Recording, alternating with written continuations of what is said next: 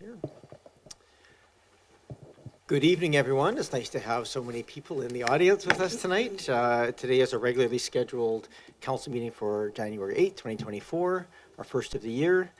We start our meetings as we always do, just acknowledging that we're holding this meeting and doing our business on the traditional territories of the Coast and Straits Salish peoples, specifically the Lekwungen people known today as the Songhees and Esquimalt First Nations, and of course that their historic connections to these lands continue to this day. Our first order of business is just approval of the agenda. Can I have a mover and seconder? Moved and seconded. Thank you. All those in favor? Any opposed? None opposed. That carries. We have adoption of the minutes of the regular council meeting of December 11th. Moved and seconded. Any changes, corrections, or amendments? There will be just a motion arising out of them. There was a bit of a, I think, in the series of motions that we made at that, as part of that meeting. Well, that was a special council meeting, was it? Sorry, 14. Yeah, sorry, my apologies. So December 11th, as is. I'm going to call the question. All those in favor? Any opposed? None opposed. And then we have approval of the minutes of December 14th. Moved and seconded. Thank you. Any further discussion? Seeing none. All those in favor? Any opposed? Not opposed. And just as I was saying, sorry, on the at that meeting when we were going through our strategic planning, we had a series of about 30 motions as we kind of went through and honed things down. And in that, part of our intention of caring for village area plans got moved into the longer term. And we wanted to just make sure, I think it reflects the intent of that meeting. I think certainly my recollection and staff's recollection that we wanted to make sure that the village area plans were kept in the financial plan. Albeit starting later than we had hoped, but still continuing in that, not just in the long list. So there's a motion, suggested a motion arising here. I'd probably like someone to read it into the record. Go ahead. Councillor Green. That staff be directed to provide funding for project number 9-16, prepare village area plan, S in bracket plans, for the Oak Bay Village Cadbury Bay Road corridor, and for the secondary village areas and design plan for Oak Bay Village in the 5-year financial plan, and once funded, list the project in the council priority plan for initiation in 2026 of those components of the village area plan project that are not addressed through housing action program projects. Thank you. Is there a seconder? Seconded. Thank you. Any discussion on that? Thank you, staff, for capturing that and making sure that that's accurately reflected. All those in favor? Any opposed? None opposed? That carries. Thank you very much, everyone. We move on now, and I'll just point out, if anybody is online and interested in speaking to council, this is the time to be calling into the 855 number and hitting the *9 to raise your hand. We'll see it in the app. And of course, we'll call on people next to do that in the meeting. But my remarks are very brief, mercifully brief today. And that is really just to wish everybody a Happy New Year. It's nice to have everybody back in this room again after a little break, both staff and council. It's nice to see so many people in the audience. I want to just express my appreciation both to council and staff. We had a really lovely, what has become quite a nice tradition in Oak Bay of having a walk with mayor and council on New Year's Day, followed by a reception at the Oak Bay Rec Center, and of course free skating and swimming and other activities at that rec center. So if you don't participate, please come out next year. It's a great little event. And I also just want to point out that we still have 2 committees, commissions that are seeking volunteers. So if you're interested in serving on either the Board of Variance or the new Accessibility Committee, they both have openings, and we're just in the recruiting process right now. So please go online, get the form, and fill it in. That concludes my remarks. We move on to section 5, which is the public comment and question period. This is a period we have every meeting. So for items that have public input, we just ask that people make those comments at the time of those items on the agenda, not in this period. But if there's items that are just of general interest to the community or to council that are not on the agenda package tonight, but you just wish to make us aware of, or have some questions or comments, you're more than welcome to do so at this time. We don't have a lot of regular faces in the audience here, so probably not quite as familiar with our process on that. But we just make this available to maximize our ability for people to come and address council at points of interest. So I don't see hands raised online. Is there anybody in the room here who wishes to come and talk to council about any items not on the agenda tonight? Okay, we'll move on then to the next item on the agenda. we move to 6.1. This section is, you'll see located in the agenda package, there's some items that are subject to and some items that are not subject to public input. Almost everything is. Sometimes, in this case, reports and motions in this case are not. This is just a reconsideration motion. I think I'll just explain this really briefly, that under the Local Government Act, as a mayor, I have the ability to request a reconsideration of a matter that came before council. It's pretty rarely done, but in this case, we were missing one councillor, and so we had a vote to go one way that failed in a 6-6 vote, or 3-3 vote, and a vote that went the other way that failed in a 3-3 vote. So we felt it was incumbent on us to bring this back to this table to give some clear direction with the majority of council. And since we can't abstain, it's hard to avoid a decision if we get right down to it. So that's what's back in front of us. The reconsideration process is pretty straightforward. We essentially just reappear as if that vote never happened, the last vote. So that leaves us with the resolution. There's two resolutions here that were on the agenda package, but the one that we left it with was is listed as 2023-644. The motion that was on the floor at the time read that council approve heritage alteration permit application HAP00029 for 1587 York Place without amendments. And that's basically where we are back at this table. Now, I understand as well that there is there's been some information and some suggestions of some commitments that the owner has been willing to make, and now some council has seen those, some of them haven't. So I kind of like all of council to have the same information if that's something that we're going to consider. So what I might suggest here, if it's council's amenables, I might invite the owner or applicant to come forward and just perhaps lay out. It's going to maybe turn to staff. Come forward, Mr. Holland, if you wish. But what I'll ask him, Mr. Holland, to do is essentially lay out what they would suggest as whatever they have to suggest in terms of means of giving council some clarity about what would be included with such a HAP and what conditions would be attached to it. And then basically we'll take that information, and then I would ask the council to consider basically we have two options to consider that matter as it is, or if council's amenable, perhaps, and I've got some wording suggested, which I'll get some staff assistance with, but just if council wishes to lock in what's being said here, we can just have a motion to amend that to sort of say, yes, subject to those, and we can debate both the amendment and the main motion at that time.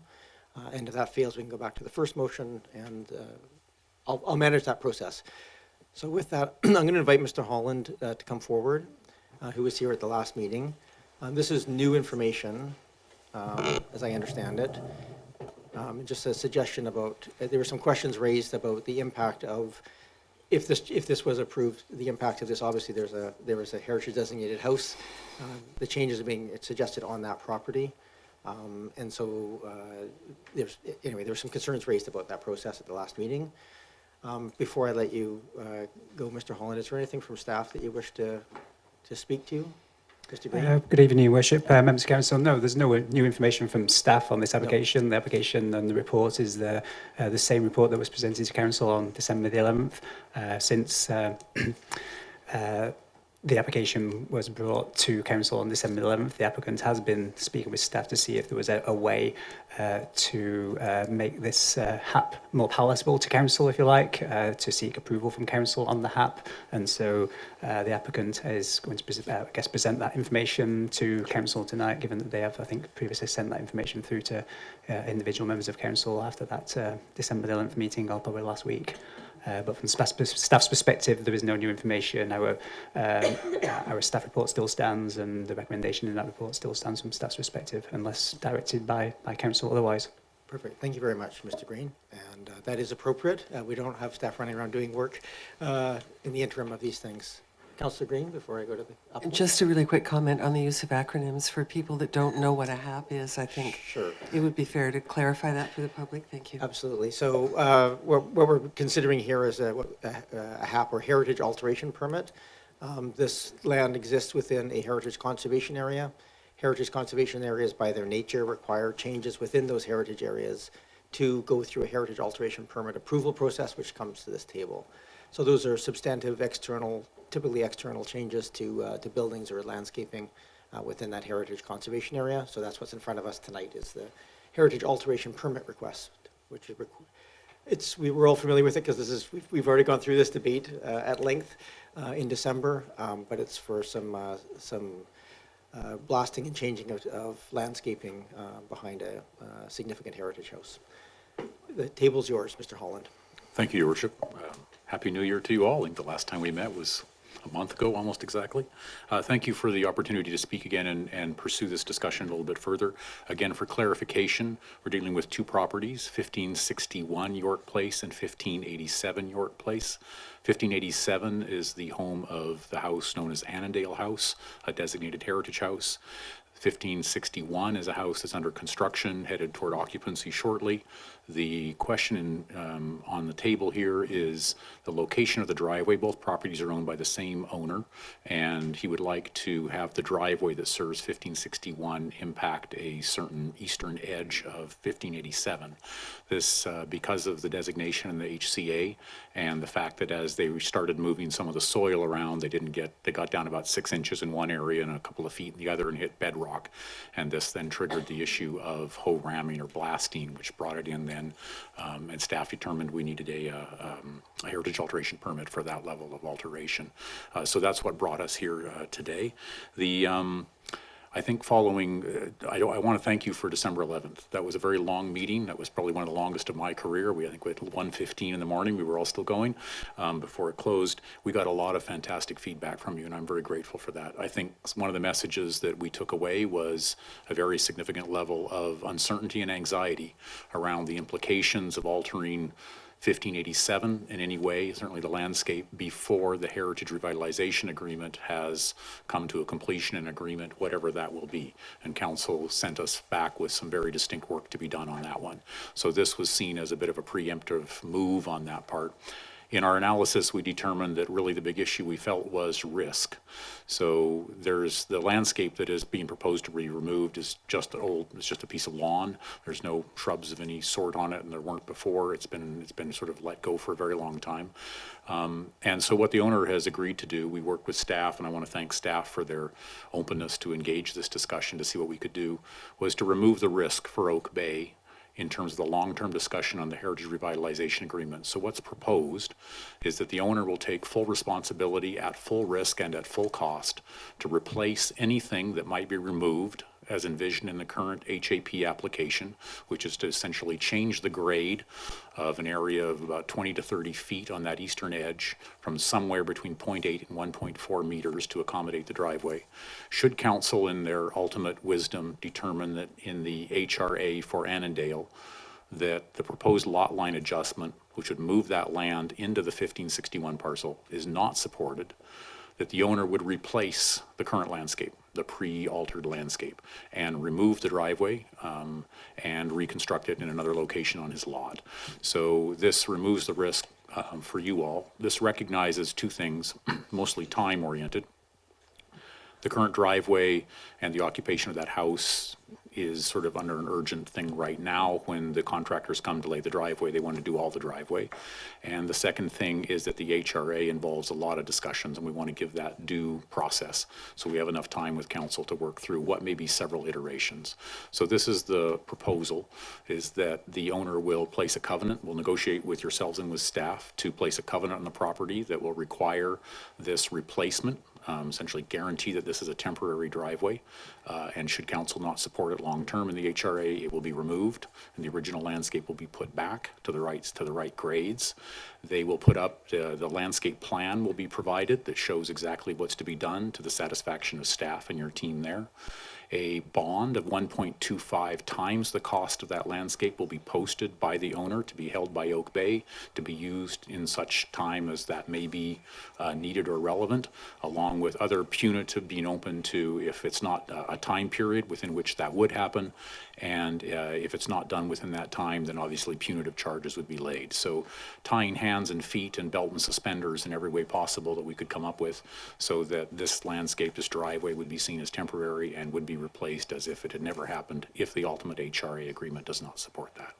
So in short, that's essentially what we're proposing to be added as conditions of this HAP should council in your wisdom agree to let this one forward. Thank you. Thank you very much, Mr. Holland. I'm going to just make sure everybody understands. When I took my notes here in summary, and it'll be on the record here from our piece, so I don't have to have it exact, but agreement for a covenant, for a bond, and for that to include penalties if those things are not met. And an agreed landscape plan. And a landscape plan. Thank you.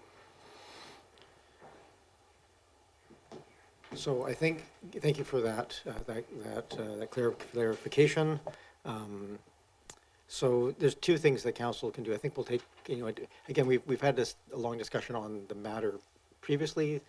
This is essentially new. If there's interest in debating the current motion with an amendment along the lines of basically subject to a covenant or an agreement between the district and the owner along the lines as was laid out here, that would be an appropriate way to kind of manage that, I think. So if we want that to be included, and if we do not, then we'll just deal with it just essentially as is without any of those sort of condition pieces attached to it. Are there any questions for Mr. Holland or for staff? Yeah, go ahead, Councillor Patterson. Thank you, Mayor, and I'm not sure if they're for Mr. Holland or for the district staff, but there's a number of pieces of correspondence that are attached, and I'd just like to have clarifications again on some of the information that is presented in the correspondence. And the first question is, for the driveway work that would take place, what is the approximate proximity to the Heritage Annandale House? And the second part of that is what work would be facilitated through, could be facilitated through hole ramming that versus blasting? I'm not sure. I'm trying to give that to staff. I think it's probably better to get the information directly from staff if you have it handy. Don't have that to hand. Obviously, the proposed driveway is directly adjacent to the eastern edge of the Annandale House. I don't know. Perhaps Mr. Mark Holland? Mark can know the exact details, but my plans aren't to scale. But it is very close. But we're within a couple of feet of the Annandale House, where the proposed driveway would be located. Mr. Holland, do you have the exact distance? Through your worship, sorry, I don't have the exact number on the top of my head, but it would be within less than 2 meters, probably closer to about a meter, depending on where exactly it is. So it's very close to the edge of the veranda of the existing house. And in terms of hoe ramming versus blasting, the intent of this one was blasting it has, obviously shakings and noise, but it would be much faster to remove the layer of rock. The hoe ramming would take many more days, and everyone knows how disturbing that is. So this was essentially intent of the owner to minimize the impact on his neighbors. He knows how many years that the existing construction's been going on and is sensitive to that. Thank you, Councillor Patterson. Are there other questions? Go ahead, Councillor Watson. Thank you, Mayor. And through you, this is probably to staff to start with. Could you just explain to me, because I can't quite make it out in the drawings, but there is a driveway currently in use, which I think the applicant at the December 11th meeting referred to as the daily purpose driveway. So the 1561 is currently served by a driveway. Can you just describe the nature of that driveway to me? Thank you.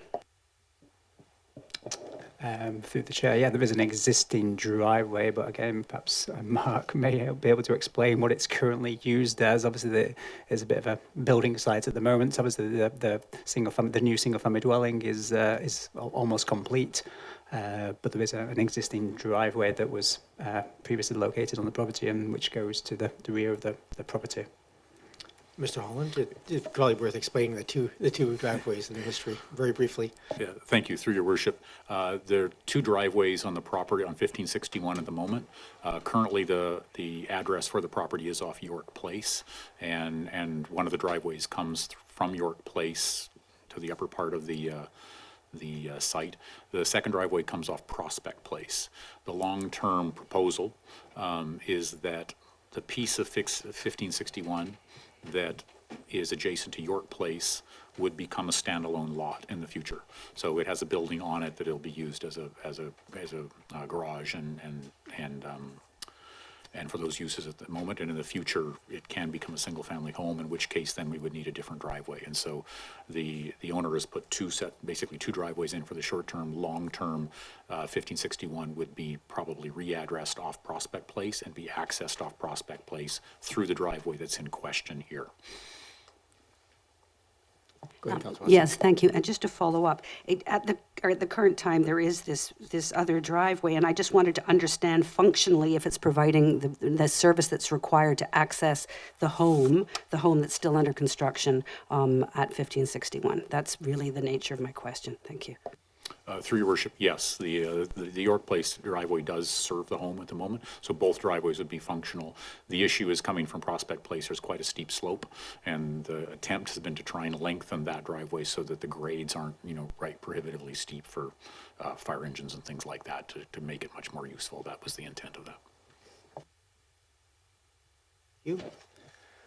Are there any other questions for the applicant or to staff on this? Okay, I don't want to force the lengthiness of this, but go ahead, Councillor Green. Through you to staff and/or Mr. Holland, the assessment of risk to the home for blasting that is that close, has that been undertaken? Thank you. Through your worship, no, we've not done a foundation assessment of whether hoe ramming or blasting would be different in terms of its level of impacts. Both do a lot of shaking of the ground. I think the perspective that the owner is bringing is that the current foundation of the Annandale house, while I guess barely sufficient for now, doesn't really support any long-term thing. It includes posts sitting on rocks. There's a bit of a newer concrete foundation was poured on the outside edge of the veranda at some point in the last 30 years. But if you crawl down in there and look under there, it's a house built before 1900 and has the foundation according to that. So it was always assumed no matter what happened, that foundation would be entirely replaced. So in the short term, some shaking on that one wouldn't compromise the long-term health of the house, because it's presumed that's going to need to be replaced regardless of whatever the HRA includes. So just to clarify, no geotechnical assessment through you, Mayor, to Mr. Holland, no geotechnical assessment has been conducted yet. And probably won't be. It doesn't sound like it will be then at this stage.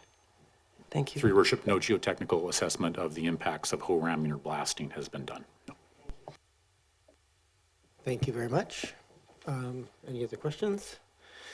All right, so I'm just going to do this with two parts. One is I would suggest you probably make an amendment to include, subject to that motion that's on the floor live right now, be amended to include subject to a signed agreement as laid out by the applicant. I think that's in the best interest of the district, but I'm not going to, as a chair, I don't typically make motions on these fronts. If that passes, we would consider that as amended.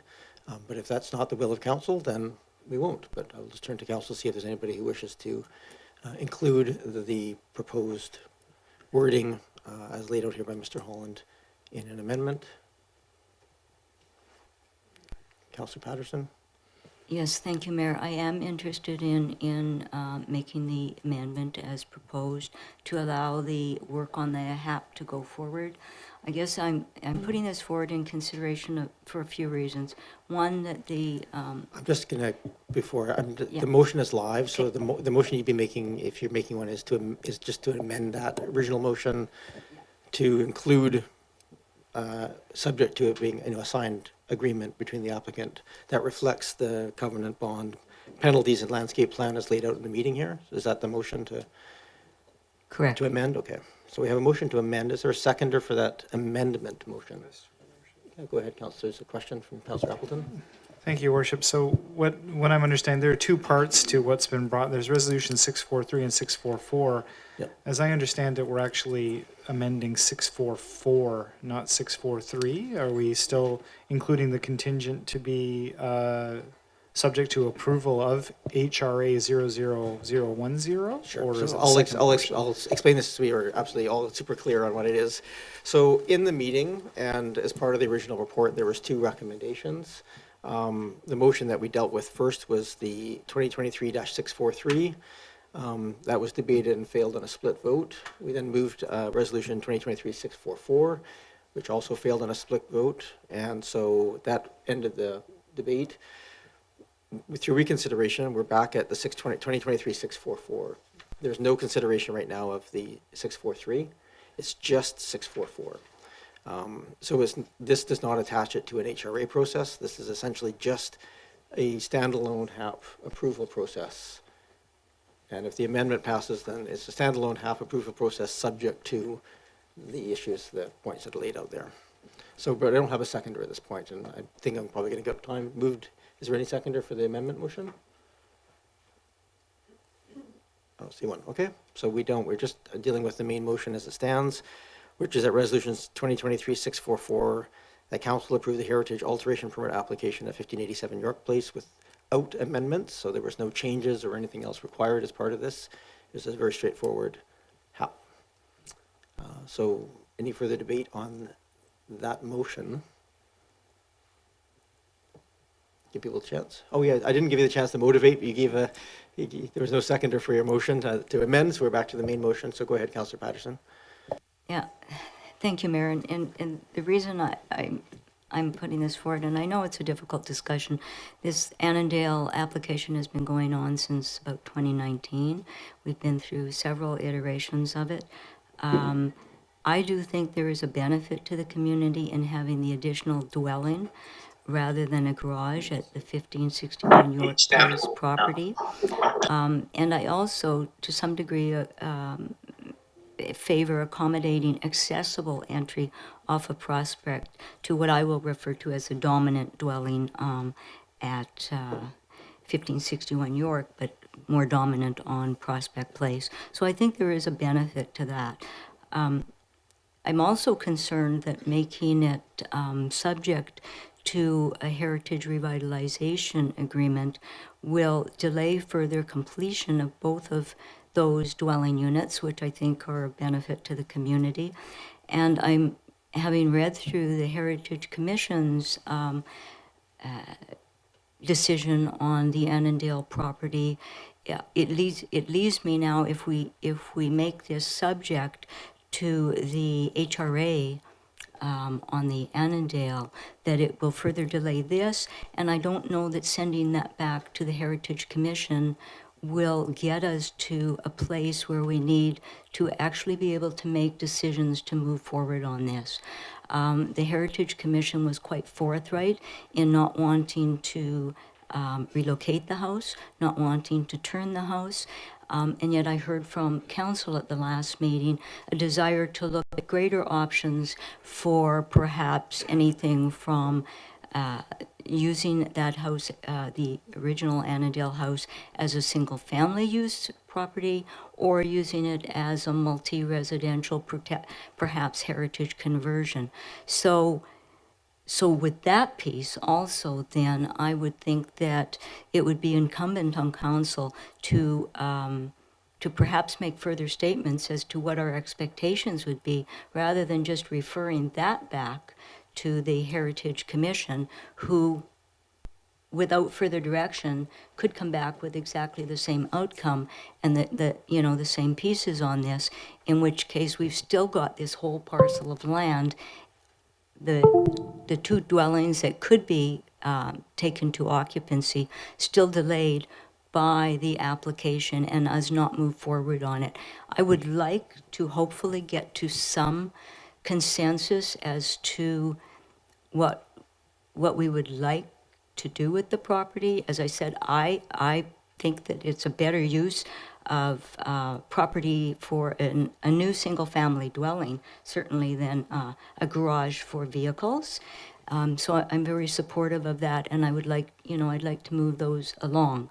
However, if it turns out that the will of council is to make this still subject then to the heritage revitalization agreement on the entire property, then I would certainly be open to hearing how we can move this application forward in a reasonable way that gives the Heritage Commission also perhaps some direction of what council would be looking for. Thank you. Thank you, Councillor Patterson. Anybody else wish to speak to the motion that's on the floor? Go ahead, Councillor Braithwaite. Thanks so much, Mayor, and thank you for making your comments at the beginning of this item. I also have a couple of comments in regards to that, because I did understand that Mr. Holland contacted some, but not all, members of council with information to negotiate terms around this application. This, to me, opens the door to manipulation of the process by selectively supplying information to some members of council and selectively withholding it from others. I can only hope that my fellow councillors share my sense of discomfort with this. As a council, we do put a lot of effort into ensuring we all get the same information to guide our decisions. And since we've not all had the same access to this information until tonight, I believe it's created a situation where some people have had more information than I do. And so I'm not sure if my vote is actually informed or not. But that, again, to me, manipulates the process. I think that now that I do have this information, I would like to say that I'm still against. I still hold the same position as I did in December. I think that this is putting the cart before the horse, and so I will be voting against this motion. Thank you. Councillor Watson? Thank you, Mayor. Yes, I'd like to speak on the issue, and thank you for the opportunity to do so, as I was the missing vote at the December 11th meeting, and I just wanted to let you know that I've taken that opportunity. Although I wasn't there, I have reviewed all the discussion that occurred that evening for both the HCA as well as the Heritage Revitalization Agreement, as well as the HAP, and I've watched that twice and have a good sense of the issues that came up and the concerns expressed by the community as well as amongst councillors. And I want to say that I think that giving a go-ahead to this driveway right now is premature, because the nature of the proposal at this moment is still not clearly enough articulated. There's a possibility we could end up with 4 lots. We might not end up with 4 lots. We might end up with 2 or 3. Council has given some direction to the applicant on the kind of development we'd like to see, and there was discussion at the meeting about actually where that house should be, where the Annandale house might actually end up on the parcel of land, whether it would be rotated, how it would be oriented, the amount of open space that would be there for future residents of that property, how intense the development would be, whether there should be a lot 2 development. And I just think there's too many things at play to reduce the degrees of freedom by authorizing this driveway at this point in time, particularly when I hear that the owner can access, using the existing driveway, the property. So although it would be inconvenient perhaps to continue that arrangement, it is not impossible to access the home that faces Prospect with the infrastructure that's already in place. And I also do want to say that the Heritage Conservation Area depends on part of what we're trying to do there is preserve the natural landscape. And that means the grades, the rock outcroppings. And whether they're visible or not, I think that is important. So prematurely making those changes until we have agreed to an overall scheme for the benefit of the applicant and the community and preserving the values in the HCA, I think is not supportable. So I will not be voting to support this motion. Thank you. Thank you, Councillor Watson. Any other discussion on the, oh yes, right, Councillor Green? Thank you very much. And through you to Mr. Holland, thank you for the additional information to staff as well. I will be not supporting the motion to move ahead. I think I agree with my colleagues' comments, Councillors Braithwaite and Watson at this point.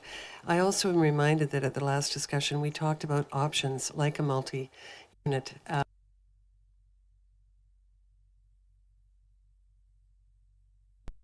In particular, there is driveway access, as Councillor Watson rightly points out. And frankly, this is about the integrity of the property. It is a heritage property ultimately. And while it has been substantially altered, I think it's important that we respect the guidelines and the intention and goals of the Heritage Conservation Area itself. It's the only one that Oak Bay has at this time.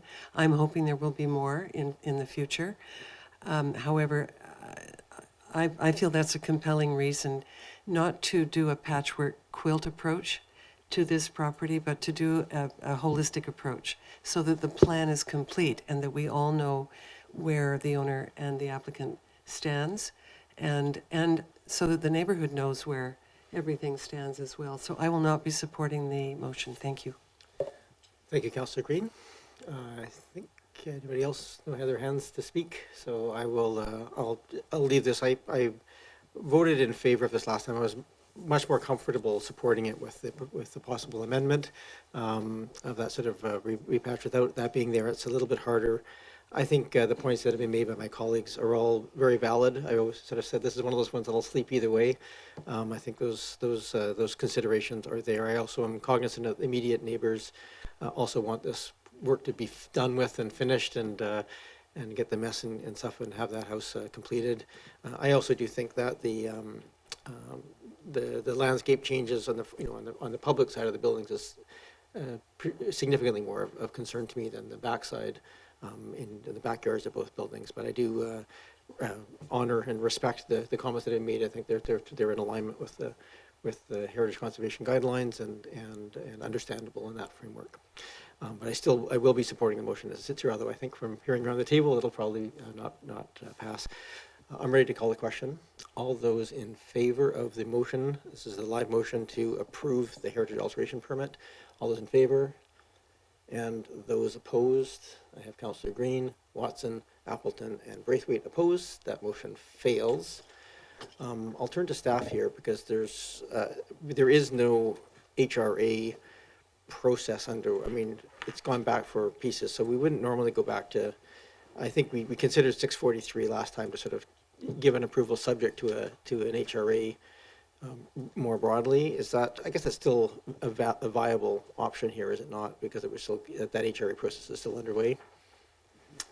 Yes, Your Worship, the process is underway. We do have a meeting with the applicants to discuss both applications on Thursday, so those two applications are still moving forward, and we're working with the applicants to address Council's comments that they provided on December the 11th. So the proposed motion that's here is, if someone from Council wishes to move it, it's not live right now. Just want to make sure it's still valid, so it's reasonable for us to move forward with an approval subject to an HRA and the site design and so forth.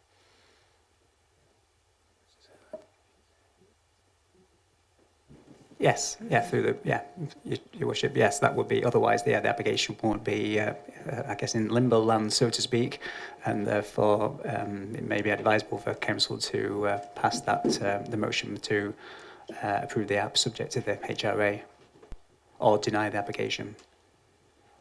Okay. No? I'm just thinking without, the HRA would change it as part of the HRA process, so I just want to make sure we're not sort of preempting that HRA design process, given this is on the HRA land that we're talking about the changes. Mr. Bull? Yeah, thank you, Mayor. Well, in that case, if this is the only decision on this file, then this particular application would be closed. And then subsequently, once the HRA is completed, the applicant can submit a new heritage alteration permit for whatever the outcome will be as part of the HRA review. That would be outcome of today, unless there is other direction on this particular application that is in front of you today. Okay, probably not a substantial difference in the overall process, but perhaps, so I'll leave it to Council, having heard all that. If someone wishes to move the resolution 2023-643, we can take that motion.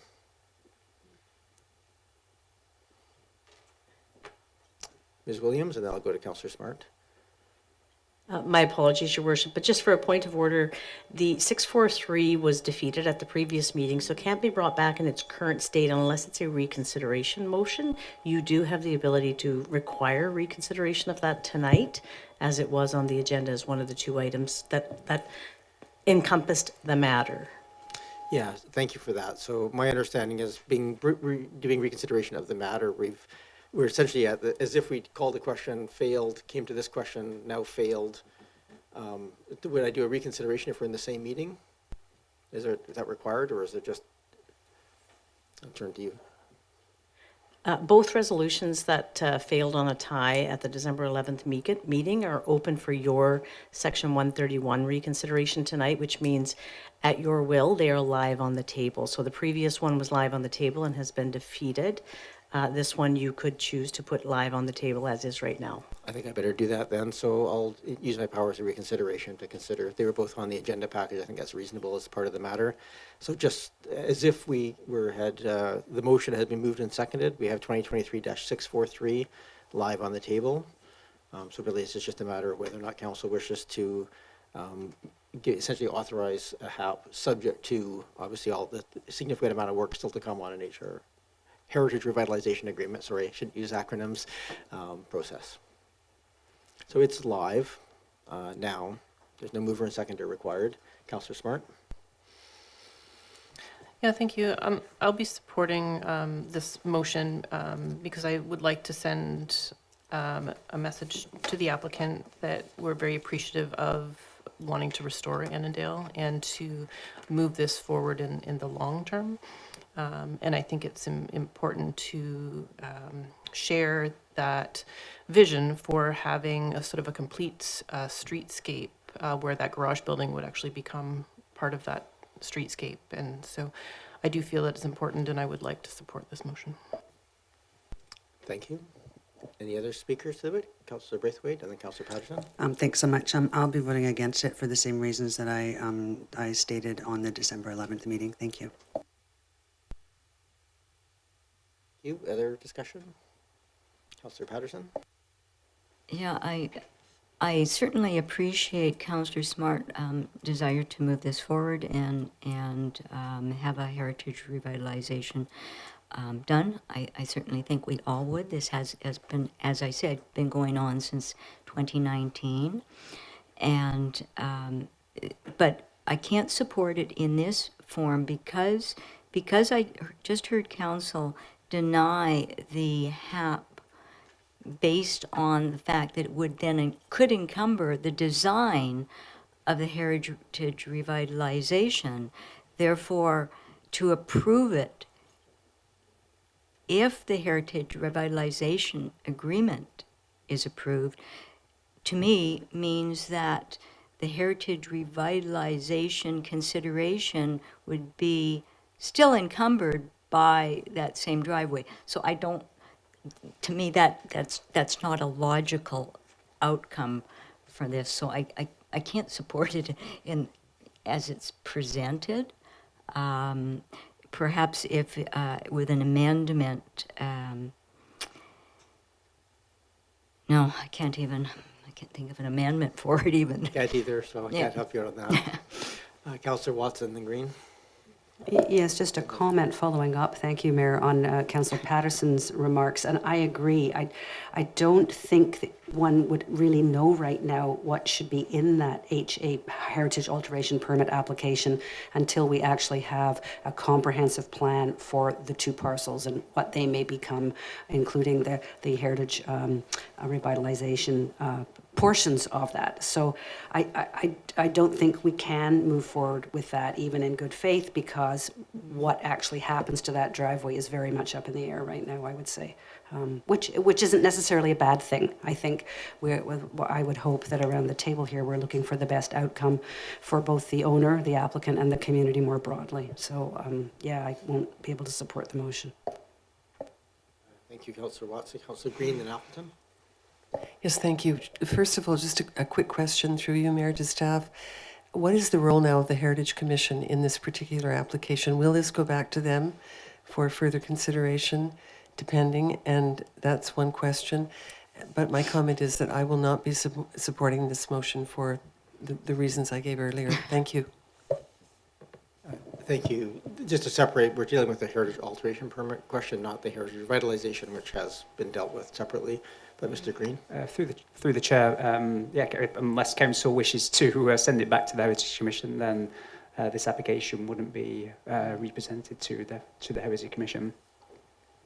Obviously, council has sent back the Heritage Revitalisation Agreement once that is been revised to go back through the Heritage Commission prior to council review, but the Heritage Alteration Permit hasn't been, wouldn't be referred back to the Heritage Commission unless directed to do so by council. Thank you. Councillor Appleton?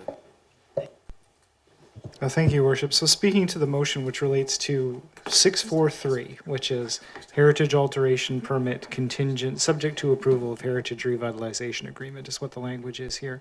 So I supported this the first time this came through, when we discussed it back in December.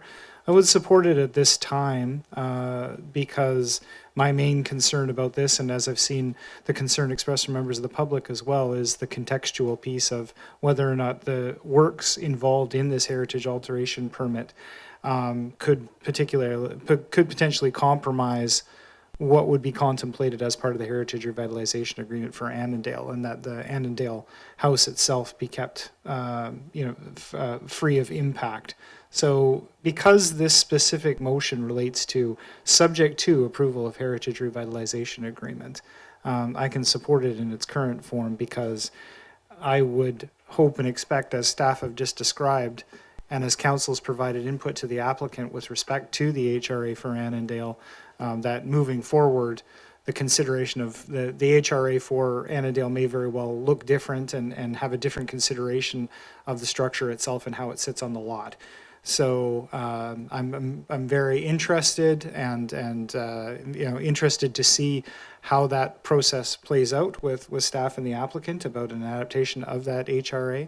I definitely would like to see that HRA be approved by council and have the HAP be subject to that. So I'm comfortable moving this forward in its current form with the understanding that I think council has indicated its interest through that HRA for the Annandale property to safeguard the property and really can preserve some of its context to some of what I heard at the last meeting. So I can support this in its current form. Thank you, Your Worship. Thank you very much. I better speak to this as well. I didn't support this the first time around because I thought without an Heritage Revitalization Agreement in place, it was putting the cart before the horse, and I did feel like there was enough validation of the changes based on the one owner owning both properties to have a right to make those changes in the backyard of both buildings at the time. And so I was supportive that when that failed, I supported the secondary one. Now that 644 has failed, I'm torn on this one a little bit because it both says approve, but I think, I'm supportive of it, but I'll support the motion as it's laid out, even though I didn't last time, because I think it's important to indicate at least that those changes are possible as long as the Heritage Revitalization Agreement meets the needs of the community, and that's really the decision-making point for me. So I think at this point I'll probably support this motion as it sits in front of us. Everybody's had a chance to speak. Unless there's any second-time speakers, I'm going to call the question. This is Resolution 2023-643, which is that authorized issuance subject to an Heritage Revitalization Agreement, which is noted as a bit of a time away. All those in favor of the resolution and those opposed? We have Councillor Patterson, Braithwaite, Watson, and Green opposed. So at this point, that driveway cannot be approved, essentially, until such time as a reapplication comes, likely in conjunction with a Heritage Revitalization Agreement. Okay. I think that ends the matter here, Mr. Holland. We move to item number 7 on our reports and memorandums. This and all the future items are subject to public input. And so if people are here at any of these items, some people are leaving after that item. Thank you. I'll give people a chance to filter out. Gives a chance for everybody else who's been, I think, waiting outside to come in and sit down. So if I might, I'm just going to move the next item forward. This is a request for council authorization for Regional Communities Assessment Grant application. Ms. Rimmel, I think you're doing a brief introduction. I think we have a representative of Ms. Cook from the Community Social Planning Council as well available for questions. But I think this is reasonably straightforward. Ms. Rimmel.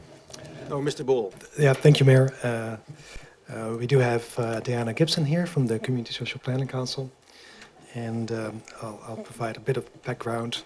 This is two things coming together on our own behalf as part of the official community plan changes that we are going to work on later this year, starting up and having to complete them by the end of next year. This is around housing. As part of that work, we were planning to conduct a community complete communities assessment to help us inform not only housing choices in the district, but also other land uses and coordinate our whole land use framework. At the same time, there's also grant applications from time to time, and the Community Social Planning Council, whom we have been working together on a regional housing affordability and prosperity project, had brought us up in the regional collaboration as a potential for regional collaboration and do an assessment like this together with other parties. So that's the context. So it supports our OCP work, but Ms. Gibson is here as well to provide some background on her behalf. Thank you. Sure. Thank you, Ms. Gibson. And I don't want to dissuade you from taking time to present, but we also, I think this is a very supportable sort of ask. So if you feel... Here if there's any questions, and otherwise I can leave your business. Sure. Thank you so much. Thank you very much, and thank you for being here tonight. Are there any questions of staff or Ms. Gibson on this side? Councillor Patterson and then Braithwaite. Thank you, Mayor, and through you to Ms. Gibson. I was wondering, and thank you very much for the report, and it's interesting. Just wondering how the committee that will work on this, how will the participants be identified and appointed? What's the process for that? Ms. Gibson.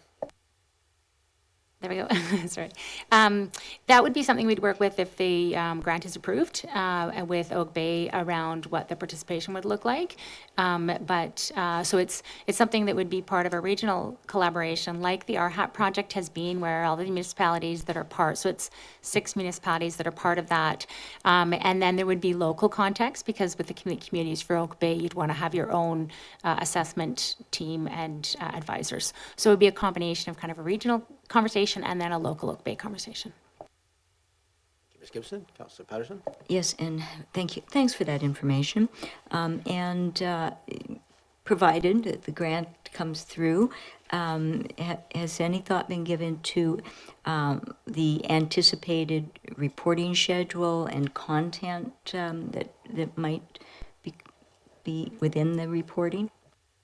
Yeah, there's an appendix to the report that has a timeline and deliverables, and it would be over the course of the grant. So it's sort of a 1.5-year window to reporting, but there's a series of interim reports in that process as well that support a number of Oak Bay's deliverables around planning and and some of the mandated provincial activities like housing needs updates and things that would be part of the Complete Communities project. So there's a schedule of deliverables that would be meeting some of your timelines.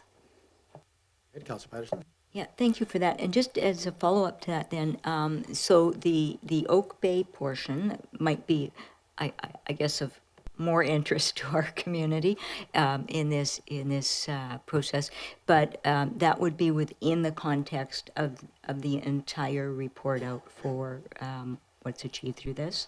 Would it? No, there would be an Oak Bay specific Complete Communities report as part of this project. So there would be a regional conversation around interconnectivity. So somebody who lives right on the edge of Oak Bay, how their complete community might link into other municipalities. So that conversation around how complete communities link for people kind of between them, but then Oak Bay would have its own Complete Communities report. Councillor Braithwaite. Thanks very much. And I think this might be a question to our staff. So I from what I understand, it's going to be, will be a lot of volunteers, but it also obviously will have some of our staff time in there as well. So I'm wondering, with the things that you have on your plate for the coming months, how does this or will this affect the projects that you have right now, and how much time do you foresee it taking, and is it part of the plan that we have already? Mr. Bull. Mayor, sorry. The preparation of the grant would be in partnership with the Community Social Planning Council. We also have some support from the Department of Strategic Initiatives. But on our part, very limited time involvement earlier on. But if the grant is approved and the work gets underway, that's in the second part of this year and next year. And that is right in line with the timing for our official community plan work as well. So it's a really good timing for us as well. Thank you. Thank you very much. Thank you, Mr. Bull. Don't see any other questions here. It's not usually too controversial to ask for money from other levels of government. But more controversial to hand it out than it is to get to ask for it. So we have, just need an initial, oh, there is public, sorry, my apologies. Good, obviously I'm not allowed to practice here. Is there anybody from the members of council, any members of the public here in the room or online who wish to talk to council about this potential grant application? I have to ask. Okay, back Then to I the will table. move receipt. Thank you. Moved and seconded. Thank you. Any discussion on receipt? Seeing none, all in favor? Any opposed? None opposed. And I'll move the staff recommendations. So this is approves the district's participation in the grant application process and endorse the city of Colwood as a primary applicant. Moved and seconded. Thank you. Any other discussion? Seeing none, all those in favor? Any opposed? None opposed. Thank you very much, Ms. Gibson, for being here tonight, and good luck with the grant application. Thank you so much, and thank you for all your support on the work we've been doing in our HAP. Yeah, thank you. We are moving to item 7.2, which I think is probably more public input interest in, which is the Wessex Closed Properties fence. So I'll let Mr. Robertson, our Director of Engineering, come forward and swap places.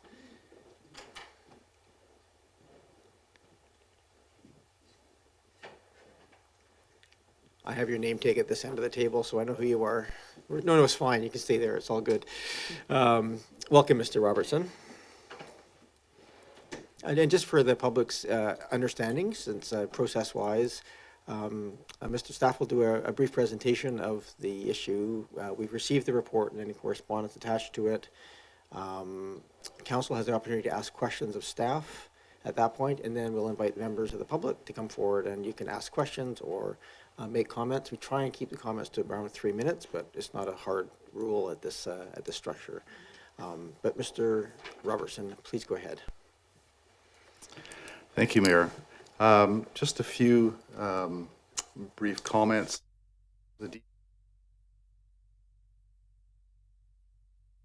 Background about the fence between Foul Bay Road and the west properties of Wessex Close. The fence was installed in the early 1980s as part of Oak Bay developing these lots for sale. The fence was built on a 1 meter ribbon of district property between the Foul Bay Road right-of-way and the properties. And it runs the whole length of those properties, as shown on the map at the back of the report. The fence is over 40 years old, and due to exposure to elements and just natural aging, is in disrepair. Some of the property owners have either removed or replaced or built just inside of the fence. But what's there is certainly needing some work. I just put some pictures together, just go through them quickly from across the road just to show you the fence. Go to the next slide. Just as we go from south to north, a little hard to see the details, but you can see it on the far side underneath the cedar hedge there in the left-hand picture. Next slide, please. And towards the end. Next slide. And the end of it. Next slide. Just some close-up examples of what the fence looks like. Just a few different shots where you can see the vegetation behind it. Next slide, please. And on the left, example of some of the ivy and invasive species that have grown up around it. Then a panel that looks like it's been painted to spruce it up a bit. And next slide. And a left one is an example of where property owners put a fence on the inside of it to give more solid fencing, I'm assuming higher up, rather than that open portion. And this is an area where the fence bulges out around a large tree there to the back of sidewalk. And then the picture on the right is where property owner has replaced the fence at some point in the same place, but with something quite new. And I think that's the last slide. Yes. In my report, I've noted some options to deal with the fence, as it does need to be removed due to its deteriorated condition. forward is to remove the fence and invasive species in consultation with each property owner individually, so that it's done according to a reasonable schedule with each property owner. Allow property owners to retain the existing fence if they wish to, or just to leave it open, or to build their own replacement in place. Oak Bay would do the removal, pay for surveys and development of right-of-way agreements over district land for any who wish to keep the fence, our original or their replacement fences. Some are already replaced on district land, so it would include agreements for those. At the end of the day, the recommendation that Oak Bay would not have a fence in that area, but they would be individual fences by the property owners there, but with Oak Bay doing an agreement, a right-of-way agreement that would allow them to remain on district property in that 1 meter strip. If they're built obviously on private land, and that's not required, and we would just remove the fence. But we would work with each property owner to figure out the situation for their individual, not frontage, but backage, I guess might be the opposite of frontage, to figure that out. So those are the sort of high-level details of the report and the recommendations. So free to answer any questions. Thank you. Thank you very much, Mr. Robertson. I have Councillor Patterson. Yes. Yes, thank you, Mayor, and thank you, Mr. Robertson, for the report and the photographs. For some of the private fencing that has been already installed, I'm not certain, but have you had time to inspect it? And is it all self-supporting as opposed to perhaps being anchored in some way to the existing fence that has to come down? Do we know that? Mr. Robertson? Through the mayor, that last picture appears to be self-supporting because our wooden fence isn't there. Other ones that look like they're right up against may be supported by the existing fence.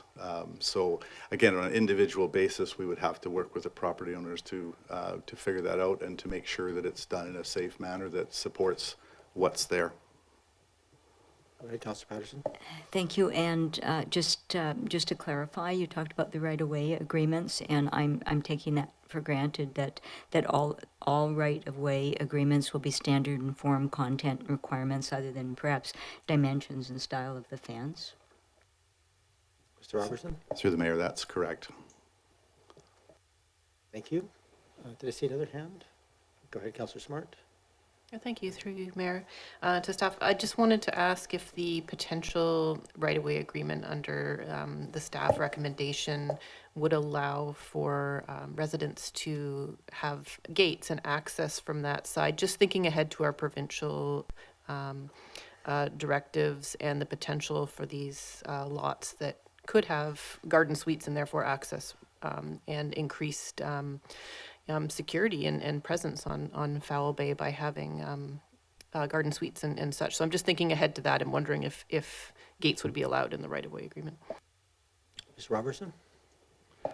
Through the mayor, pardon me, through the mayor, I don't see any reason why that wouldn't be allowed. And as there is a sidewalk all the way along there, it would be a safe exit point. We wouldn't be having them just exit right onto the road in that case. Thank you, Councillor Smart. Any other questions for staff on this? Just two additional questions in addition to the question of gates that I had as well. One was, the reality of that road is obviously there's some very tall hedges along there that have been put up largely because it's a higher traffic area and it looks into people's backyards. Is there? I'm assuming there's some mechanism there if we wish to allow for a higher than the standard 6, maybe allowing for, say, a 7-foot high fence to exist along there, for example, so that it's a bit more privacy put onto the backyards. Would that just require a change to our bylaws to give an exemption for this area? Oh, I asked a question that I didn't provide ahead of time. Going from engineering to public community building and planning bylaws at this point. Yes, we're having a quick meeting here. I don't know if that's possible. I'm assuming it may be, but I don't want to tell you for sure that it would be. having not contemplated, but we're having a quick look here. Well, I'll leave it and maybe come back to it in a little bit. And the other question I just had was around, I think it's spoken to really in the report quite well, but just so I have some comfort here, there's a cost if the recommendation one moves forward, it would sort of necessitate, some sort of time window by which to replace the fences. But of course, not everybody has money in their personal budgets to replace a fence on short notice. And so I'm just curious about how flexible we can be in terms of managing the sort of the removal and replacement of those fences if option one is provided. Is that a 1 year window, a 3 year window? What kind of time frame would we allow for those changes to happen? Mr. Robertson? Yes, through you, Mayor. We would like to undertake the project in 2024, but if that were the case, we could sign over the fence to the property owner, and then they could do it on their schedule, and we could still do the arrangement to come back and remove it when that date happens.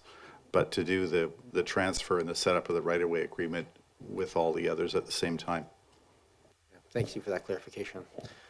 Don't see other hands here, so I'll go to the members of the public. You're welcome to come forward and address council. This is pretty straightforward. Come have a seat.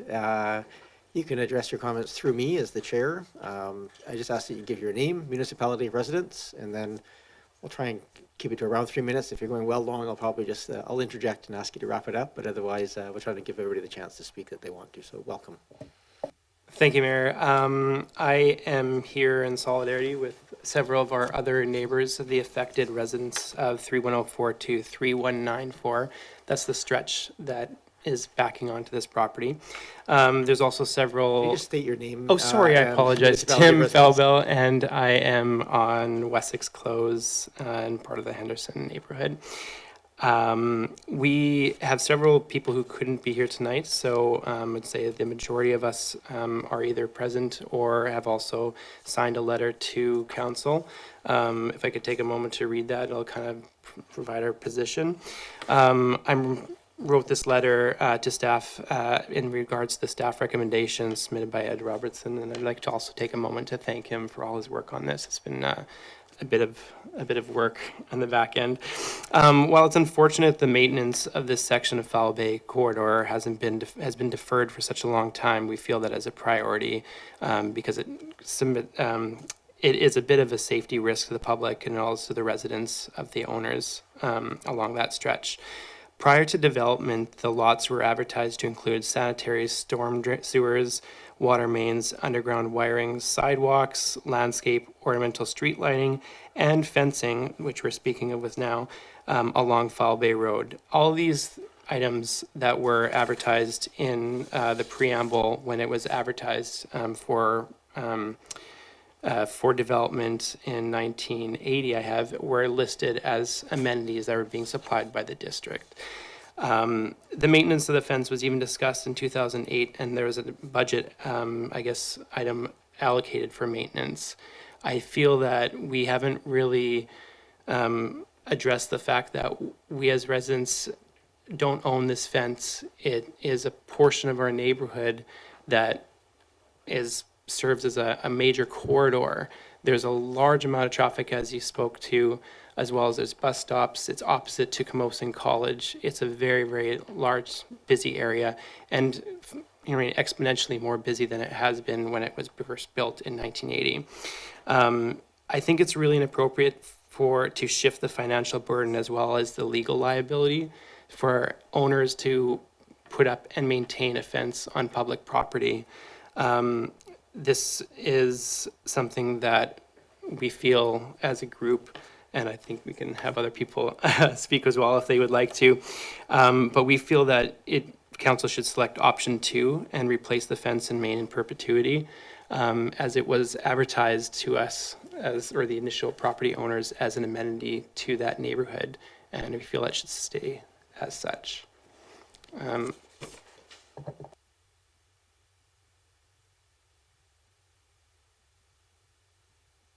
Staff there. Yeah.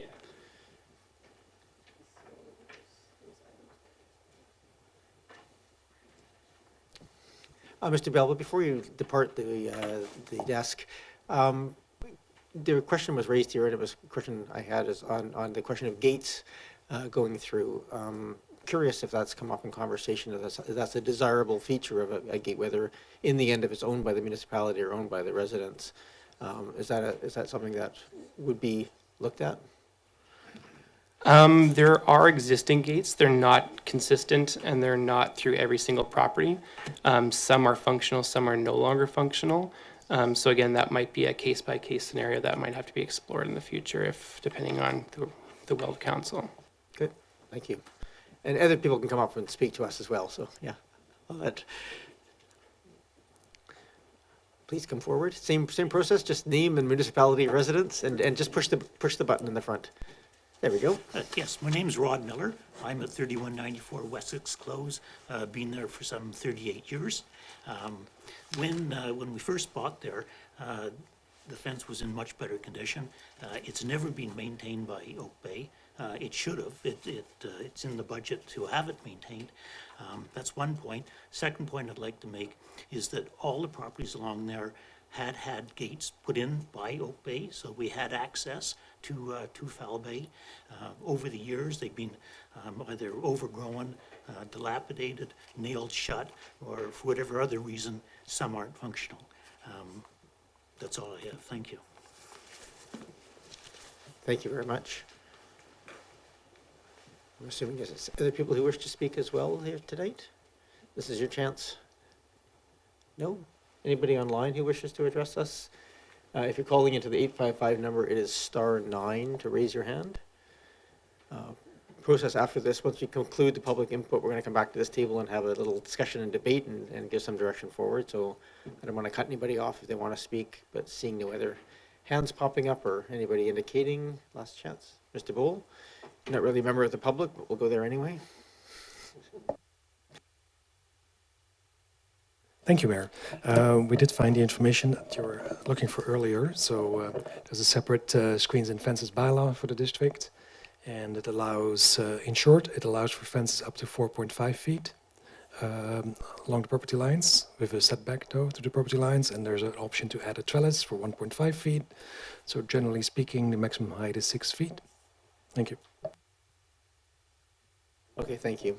There may be some desire to look at that on that stretch at some point, just because I think it's probably an appropriate place to have higher levels. I think it's probably one of the reasons you see some of the changes to the fences to do that. I haven't totally closed up public input, so please come forward. I don't want to cut anybody off here before we get to this table. I'd just like to make one comment on the height of the fence. If it's the property that Oak Bay owns, then we actually don't abut Foul Bay Road. So I think you'd have to look at the second section of that bylaw, and we could probably go to 7 feet. Thank you. I think it's 6 feet in the backyards of things and unabutting, but we'll come to that as a separate piece. We're not going to resolve that one tonight. I just want to make sure we have some flexibility there on the design portion of this. So back to this table, come back to council. Go ahead, Councillor Braithwaite. You can have questions, or if anybody wishes to move motions, we can do that as well. Thank you. Actually, this is a question through to staff. I'm wondering if we have any other areas within the municipality where we pay for the fences. And my head automatically goes to, I guess it wouldn't be UVic, because UVic would then pay for the fence along the houses there. So I'm wondering if there's anything around the municipal yard or anything like that where we actually pay for the fences. Is there any other area within our municipality that we do that? Mr. Robertson? Pardon me. Sorry, just fighting the end of a cold.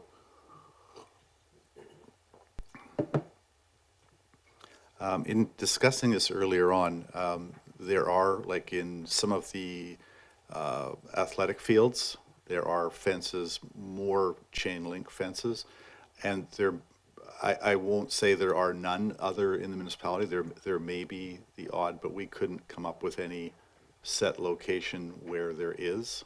So I will not say unequivocally there is not, but not that I'm aware of. Thank you. No, I was closing it. I don't want to cut anybody off, but I am going to cut it off. So if you do wish to speak, please do come forward. Just state your name and municipality of residence. And just need to push the button on the microphone so people at home can hear as well. Yeah, welcome. Hi, my name is Sean Jacobs. I'm a resident on Wessex Close. With respect to the question there about the fence, are there other fences that the municipality pays for or upkeeps? My property, there's a walkway that comes from Camosa off Falbay Road onto Wessex Close. So my property is right on that corner. So I actually have two fences that are the property of the district. Before I've lived there 3 or 4 years, but the fence that is currently along the walkway has been replaced, I would say within the last 10 years for certain. And so that is a precedent setting, I guess if you want to call it, move, where on one side of my property, the Oak Bay has looked after the fence, and on the rear side, the part adjacent to Falbay Road, they haven't done anything with it, and it hasn't been maintained, etc.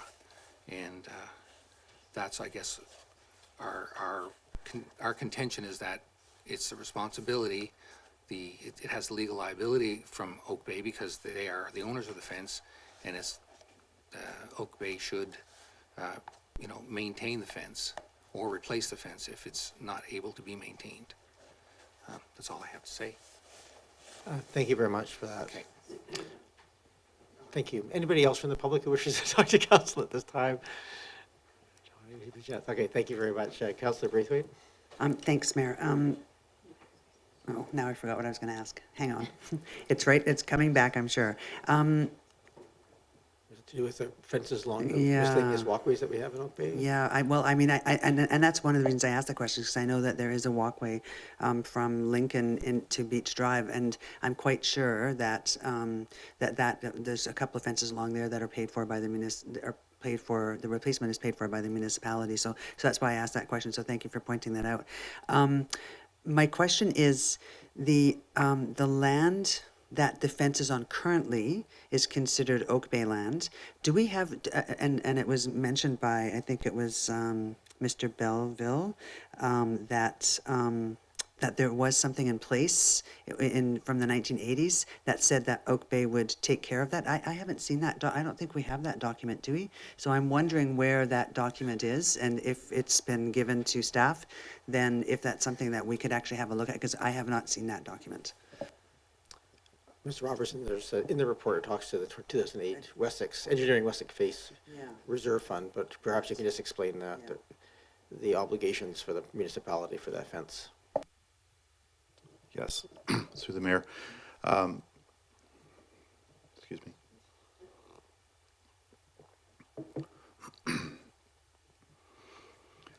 There was a fund that was developed through staff's initiative for maintenance. I think the original amount was somewhere around $20,000 for maintenance of the fence.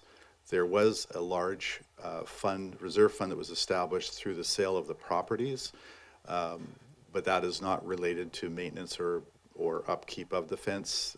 That has a definition that's in the report that is more for other development-related items.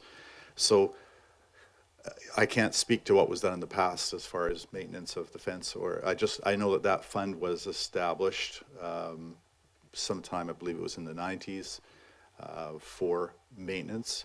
But as far as I couldn't find any definitive ongoing,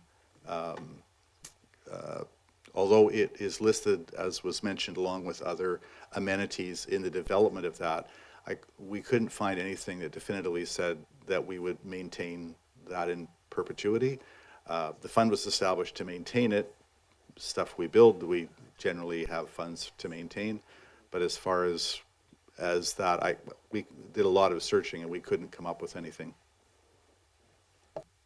Great, thank you very much. Are there any other questions for staff at this time? I don't see any other questions. So we'll come to this table then, looking at, need some direction from council. We have, Receipt of the report. sure, we'll start with that. Moved and seconded, thank you. All those in favor of receipt? Any opposed? None opposed, that carries. As the non-mover of things, I'll just look to council. Go ahead, Councillor Smart. I'll move the staff recommendation, This is yep, option 1. of the staff recommendation, thank you. Is there a seconder for that? Moved and seconded, thank you. Go ahead, Councillor Smart. Yeah, thank you. It's not an easy decision to make, but how I guess arrived at the direction I felt the most comfortable with was to really think about whether or not the community at large should bear the cost of this fence long term, and does this fence provide an amenity to the general public? And if this fence was maintained as a low fence with eyes on the street and sort of gave back to the general community in the streetscape and improved the pedestrian experience and the safety for the students waiting at the bus stop across the street, then I would say, yes, this is providing a community amenity for the greater community, and therefore it would make sense that this cost be borne by the community. But being that the general desire of this neighbor seems to be more of a wall, which I would not support going above the bylaw for safety concerns and eyes on the street, I can't justify the greater community paying for what is really a private benefit. And I also think about the long term of this street, and I think about Camosun College and the inevitability looking at campus development, that I hope that those parking lots are all replaced with housing, and the amazing street that this may become if we have garden suites in some of the residential suites with gates with low fences looking over the new residents across the street. So I guess my vision for this aligns more with proceeding with option 1, and that's how I arrived at that. Thank you, Councillor Smart. Go ahead, Councillor Green. Thank you very much. This is a really tough issue. I've struggled with this since reading the report. I really appreciate all the work that Mr. Robertson has put into this. However, I would support option 2 with some caveats around cost. I certainly, I would prefer to see us replace what's there as is. In other words, a wooden fence. I feel badly that the fence has deteriorated over time through lack of maintenance. I feel badly that we don't have any reliable records on what kind of agreements were made at the time, but obviously neighbors who are long-term residents have an understanding. This is a clear case of not managing two things well. One is maintenance and the other is public expectations. So I have some empathy with these residents who are facing, and fencing is, as we know, costly now, any kind of new fencing. But I'm hoping that through option 2 we could find some or negotiate some kind of agreement. So I will not be supporting option 1. Thank you. Thank you, Councillor Green. Anybody else wish to speak to the motion that's on the floor? Councillor Patterson? Thank you. I will be supporting the motion for option 1, and I do understand the comments by Councillor Green and certainly by the people that have come to speak to us tonight, and I appreciate their comments. I guess when I think of amenities, though, that are provided as part of developments as this would have been done at the time, there are a number of amenities that are provided to homeowners, and what that really says is if you purchase the property here, these are the things you get on day one, and you don't have to pay extra for that. However, it doesn't mean that in the future, if your water line is compromised in any way, that we will in fact replace that on your property either. So I think that there's, it's an understanding of amenities at the time a development is made versus ongoing care of the property that becomes the owner's responsibility over time. So I understand this, and I think we had in my neighborhood some of the same experience, because there was a fence that was put up between the residences and the greenfields at Firefighters Park. And over time, those also deteriorated and had to be replaced, and those have been replaced by members of the public over time. And some of them vary, some of them have shared costs and put up longer runs, but nevertheless, they are the ownership of the property owner. And so for that reason, I don't see this as a public amenity to the community. It was an amenity to the development at the time it went in, and it just indicated to members of the public all that purchase included at the time at the time the properties were purchased. Thank you. Thank you, Councillor Patterson. Councillor Braithwaite? Thanks, Mayor. I'm really struggling with this one because I can see both sides. And I can see both sides of the arguments that have been laid out by the people that have spoken already. I'm going to be interested to hear what the other three people have to say. I am leaning towards option one, I think. However, I'm sitting on the fence, as I could say, no pun intended. So yes, I'm going to be very interested to see what other people have to say. But I am really struggling with this one. Thank you very much, Councillor Braithwaite. Councillor Appleton. Thank you, Worship. So speaking to the motion that's on the table, it does present an interesting quandary, and I want to thank the folks from the community who have come to speak to us about it and raise their concerns. I think with respect to the motion on the table, under normal circumstances, I think I would probably be inclined to support the motion, which is option one. I think and with the idea that I concur with the idea of something needing to function.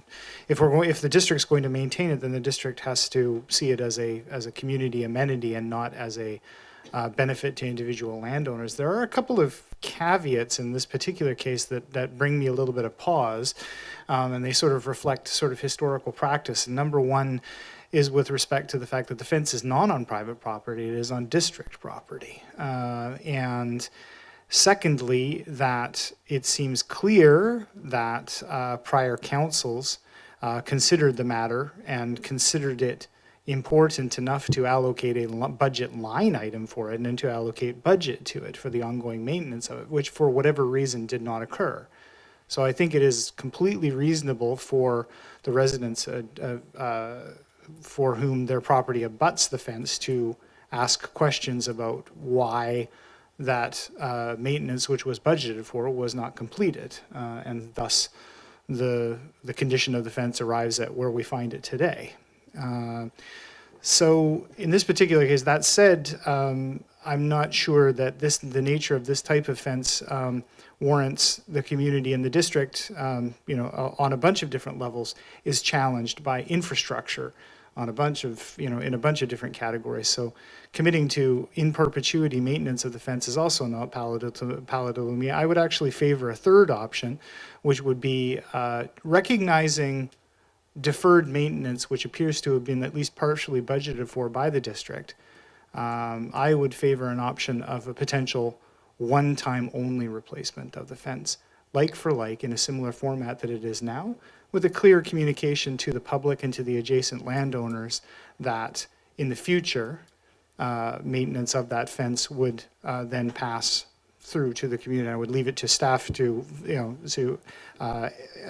educate me as to how that might be accomplished.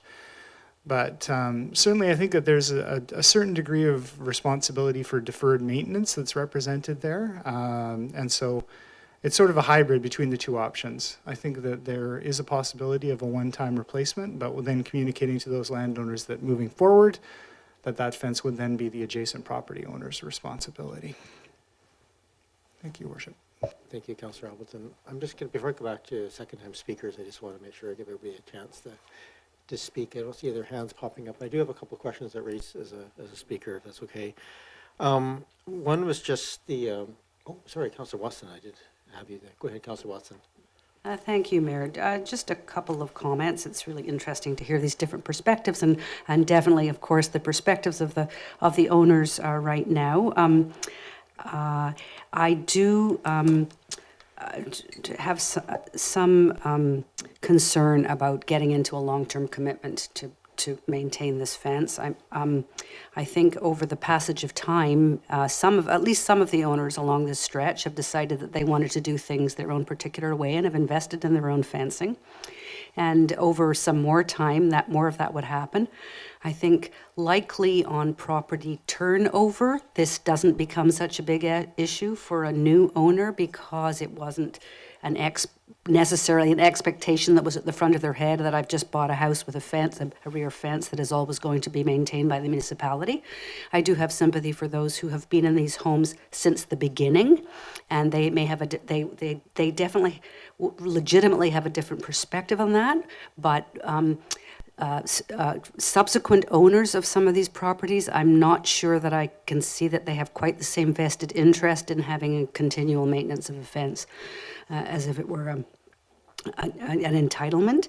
So I'm also open to some kind of variation perhaps on option one that recognizes that there are different interests and situations amongst the owners along this stretch, but certainly supporting certainly I would not be able to support option two. I know that's not the motion on the floor, but I'm just trying to see if there's a way through this that gives sort of satisfaction across a number of factors that option one may not do. Maybe it's some blend of what Councillor Appleton is suggesting here that recognizes some interest and hardship, but doesn't commit us to an ongoing in perpetuity investment in these fences. Thank you, Councillor Watson. I'm just going to go to staff here real quickly on the idea of, allocating some additional funds to in some scale to either replace or partially replace or provide some other one-time funding. I'm just curious if we have a good sense of where we have $55,000 in that one maintenance pool that is available, but we're without anything in our long-term financial plan or short-term financial plan for this. Just curious if a motion were to be made here, would that be a recommendation back to the financial planning process, I guess, to be included in our budget for 2024 for consideration within the context of all the other priorities? Is that essentially the process that would be undertaken if we wanted to exceed the $55,000 in the reserve? Mr. Robertson? Yes, through you, Mayor. Yeah, it would exceed what we have in our maintenance budget right now to be able to do any sorts of replacement. I think that what we're proposing under option one, we would likely be able to cover, but yeah, beyond that, we would have to go for additional funding, whatever the decision is. Okay, thank you. I appreciate we don't need to have a real high-level cost estimate for fence replacement at this time. And of course, the design and style of the fence impacts that cost quite a lot. In listening to the conversation around here, I'm sort of a similar mind to some of the speakers, looking for perhaps some hybrid, but I don't think I would move that far off of option one. I think that certainly I would want to make sure that all of the reserve funds that were set aside for this are made available to fund both the surveying, the removal, and the replacement. So where those costs are shared, those dollars. But if we have if our costs are say $30,000, the other $25,000 I would hope would go towards the sort of one-time, our portion of it. And I think again, every situation is a little bit different, but it's certainly not uncommon for neighbors sharing a fence, in this case the district and the homeowners, to share the cost of replacing a fence at the same time, right? That's not an uncommon situation where two neighbors share a cost of a fence going forward. So given that we don't have money in the budget to do a substantial piece, and I do actually think that we do have an obligation to make sure that we're spending our money in the public good, not just I also agree that the case has been made pretty well. So I tend to be falling on the side of supporting option one, but there's a couple of pieces of that. One, I do think that the homeowner should have a little bit of, if they're interested, we'd like to hear what they have to say about fence design and size. And I think there may be some variation of what people want for their fences. And I would like to see all of the money currently available for the fence replacement. And perhaps we could do maybe a separate look to consider some additional capital within the budgeting process, but that may have to be slightly separated out, just given we can't promise things that we haven't budgeted for at this point. Councillor Green and then Watson. Yes, thank you. I really appreciate the comments of all of my colleagues, but I especially support Councillor Appleton's comments around a hybrid model. And I think that's what I was looking for in option 2, in the sense that maybe there was some arrangement that could be negotiated for replacement. I'm reminded that this stretch is high volume traffic, really high volume traffic. So there is some safety and security issues, I think, in that area and along that section. So I would hope that we could find a way to assist in this regard, so that, you know, if and once a one-time only replacement, I would totally support as well if that ended up being the option. Anyway, thank you. Thank you very much. I'm just going to, my order of is Braithwaite, Watson, Smart, but we have a motion live on the floor, which is option 1 right now. So given we're going to second-hand speakers, if either changing your mind, addressing a point raised, or making amendments is appropriate. I just want to get this to a point where we can get to a question sooner rather than later. Councillor Braithwaite, you have the floor. Yeah, actually, I do like another option where, I mean, what I envision is that we do put a lot of money forward to help with the replacement of the fences. The fences get moved from our property onto the residents' property, and that then after this one-time replacement, then the fence becomes the property of the homeowners and does not fall underneath the municipality.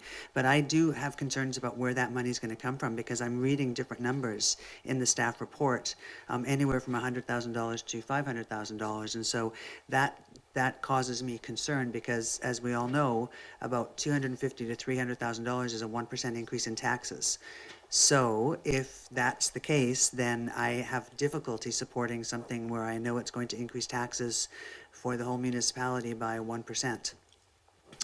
So I'd be very interested to know, before I make a decision on this, where the money could be coming from, and what kind of agreements we could come up with. Is that a question to staff, or is that just a general comment?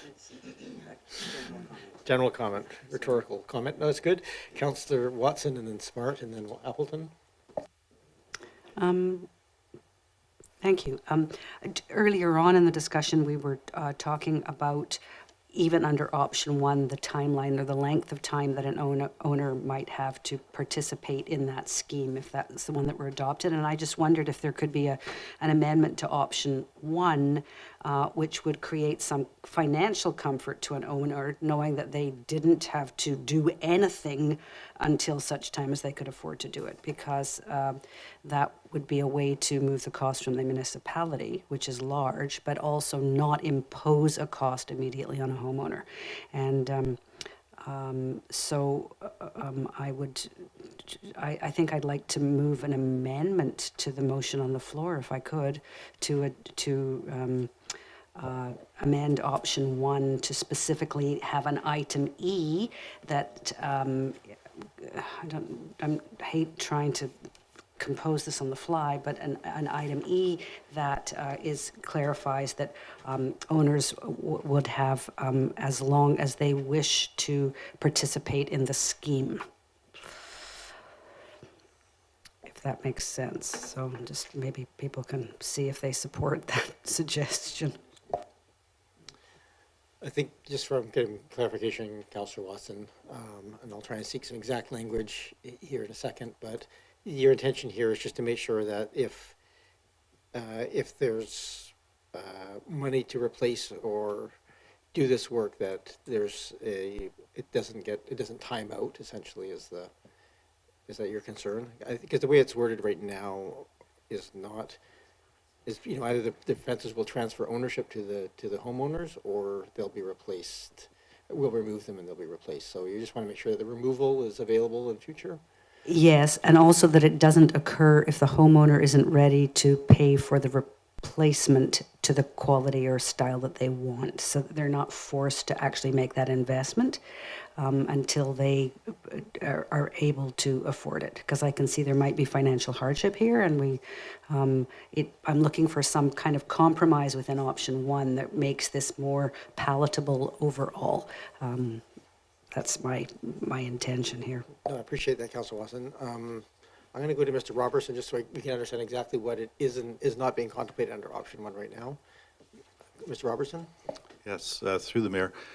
The concern, as it's been identified, it's quite an old fence and not in good condition, and safety concern has been brought up, that I would be very reluctant to see us have an open-ended time frame unless the ownership was transferred, and then it's the owner's responsibility as to what time they do that in. But if it's going to remain Oak Bay's responsibility and Engineering and Public Works to maintain something that's already past its life, because even at 40 years, well-maintained fence is probably getting close to its lifespan.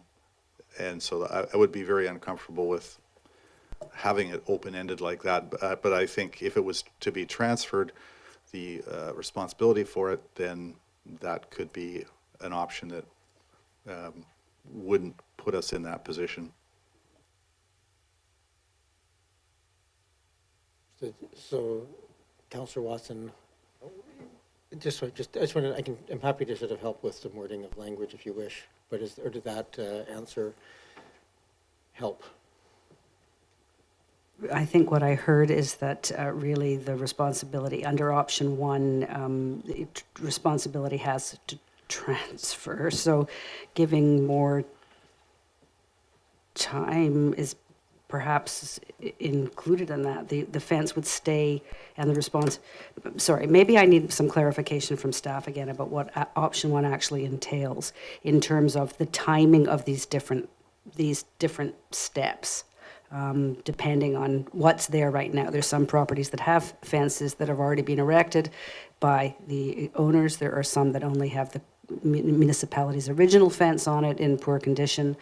There's some of them that have two fences on them. So how do each of these items in A play out under these different scenarios? Mr. Robertson? Through the mayor.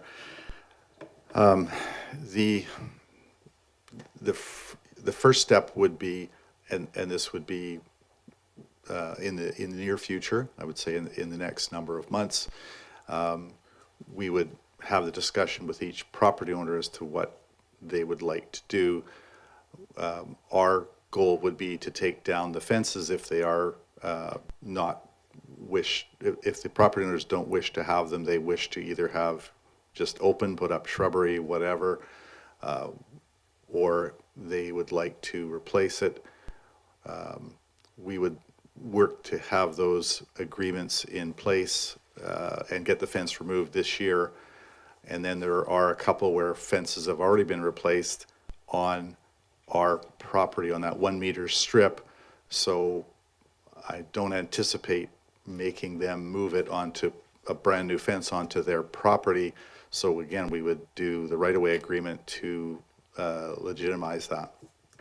So the idea is that we would move all this forward this year of removing the fence or transferring it, and whatever mechanisms we have to do, work with the property owners to do that, so that we don't just rush in, remove fence, and all of a sudden they've got an open backyard that they hadn't anticipated. So we would do it in concert with each individual property owner as to what they wish to do, but to accomplish that within this year.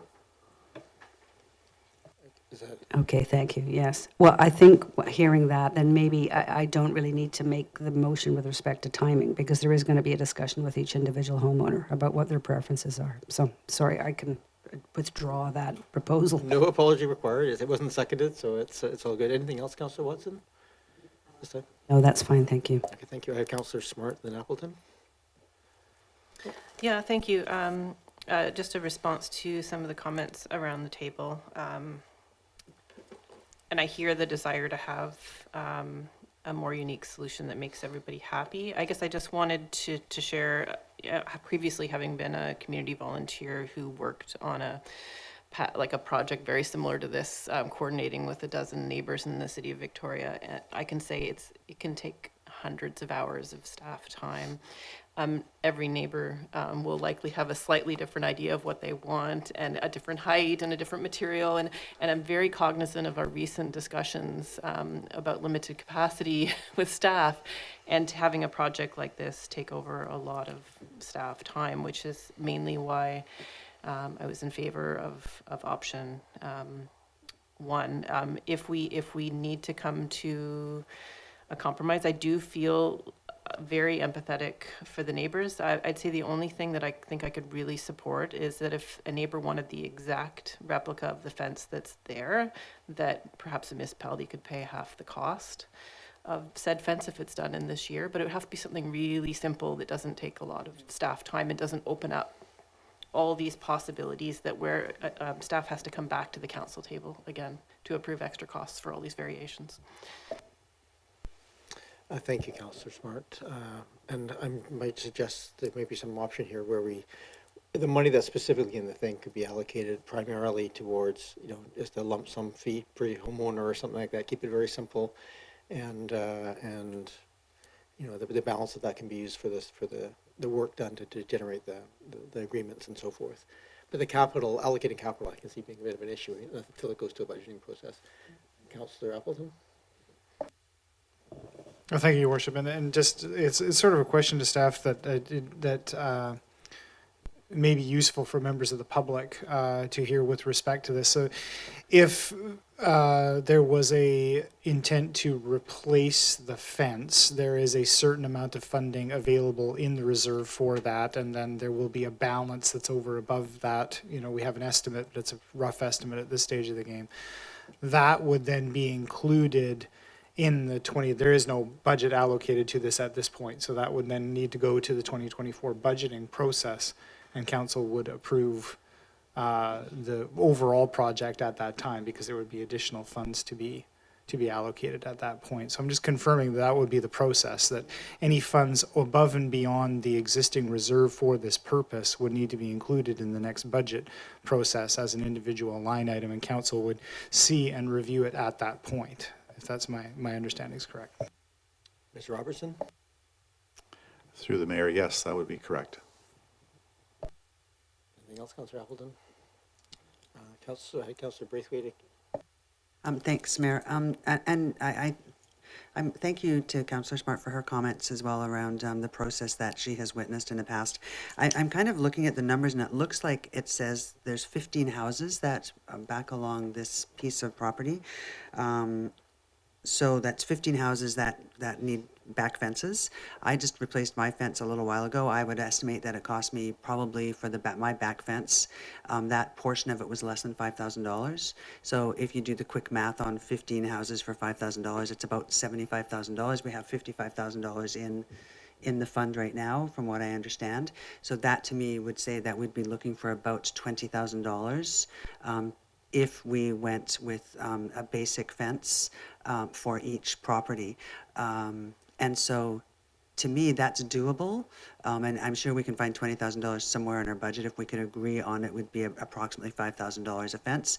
Now, that's not taking away the old fence. That's not doing the right of way for the property owners. So that would be an additional expense. But, if I look at it, if I break it down like that, I can see us saying, yes, we would replace the fence now, take away the old fence, replace the fence now, but then moving forward, it would be the homeowner's issue to have to replace anything in the future. So that's where I would like to end up, is something like that. Okay, so thank you, Councillor Braithwaite. Just procedurally here, that you'll have to vote against this motion, and we'll have to have another secondary motion on this one. I'm going to suggest, I do think that the option one has merit. It's clean. It clarifies ownership. It provides flexibility for homeowners to change now or in the future. That being said, I do think we should, just given that money was set aside for maintenance, I'll take that as maintenance / replacement as a piece of it. I think not to add anything to our budgeting, but to basically give the lion's share of that $55,000, which by 15 houses is $3,600 each.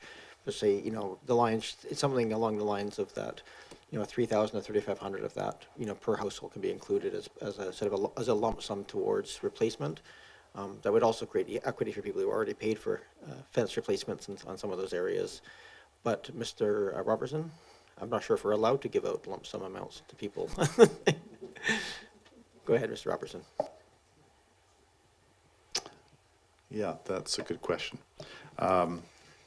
which I don't have an answer for that. I just wanted to point out that aside from the cost of building a new fence, there will be a significant cost of removing and the invasive species, what's there currently, and disposing of it. So there would be more than the 20,000 to achieve the whole process or the whole project. Yeah. So just, again, it would come back in the budget as once the decision is made tonight and what that decision is, then we would be able to sharpen our pencils to bring forward something as part of the budget process to say what we require to achieve what is decided tonight. Thank you for that. I'm just cognizant of the fact too that there's things that are covered in sort of operational budgeting pieces and things that are capital or project based, and I'm not sure exactly how these divide up on this front of it. Anyway, I said my piece on where I think this should probably end up. We have a motion in front of us right now, which essentially, I mean, it allocates the money, but it does it sort of in a bit more loose fashion in the sense that it's, you know, we'll provide the removal, we'll provide the pieces, and we'll go through pieces. So I'm probably going to get to the question that's in front of us. If it fails, we can go to something else, or if there's an amendment, we'll take that as well. Go ahead, Councillor Braithwaite. So I think that perhaps we could add an amendment onto option 1, and it would be number E.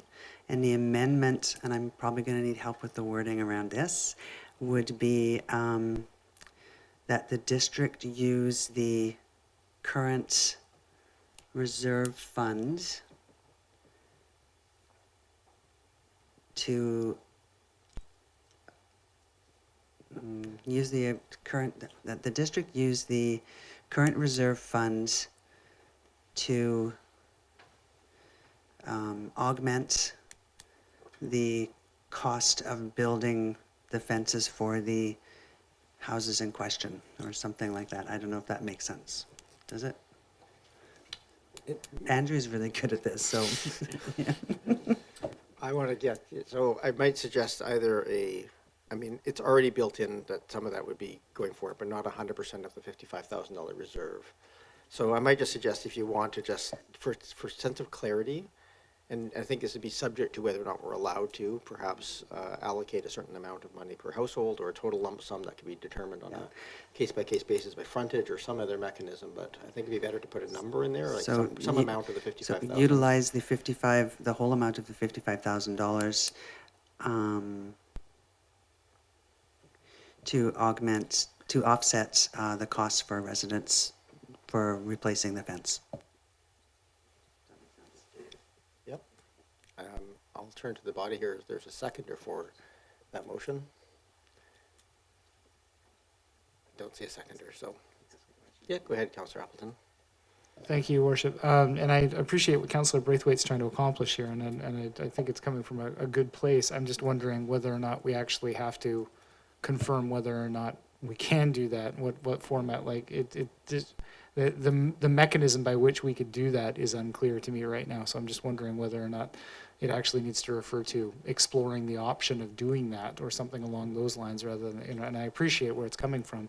I think it could have a potentially good outcome, but I'm just wondering how it might actually be executed and whether staff need direction to explore that option. There's some conferring happening amongst staff, so I might just let that happen because they may have an answer for us. I would like to get the staff to hear additional comments as well, so I'll just wait till they're finished before we move on to additional comments. Yeah. This is the awkward part of the thing where you have something probably brilliant to say and we're not in a position to.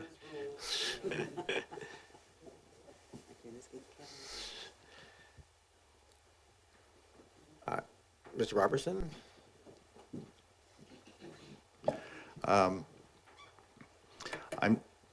Given the description of the fund for maintenance of the existing fence, I think that would have to be used for removal, the invasive species, for doing the whatever agreements we're going to do, all that work. And I think we would have to bring forward a new capital ask for actual construction of a new structure, or if we're able to give an allowance or a grant to each property owner for doing fencing or hedging or whatever they want on theirs. I think we would have to separate the two out because of what the fence is, or the fund is defined as.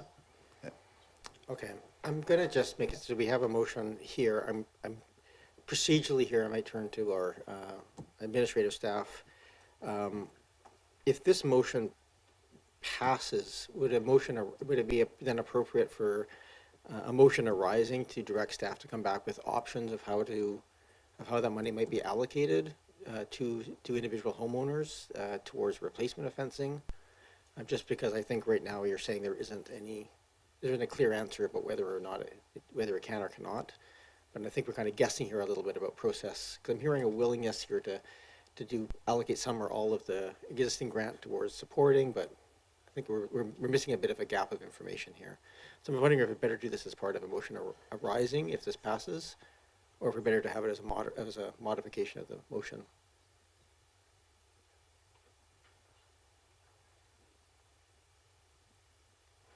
Ms. Bloof?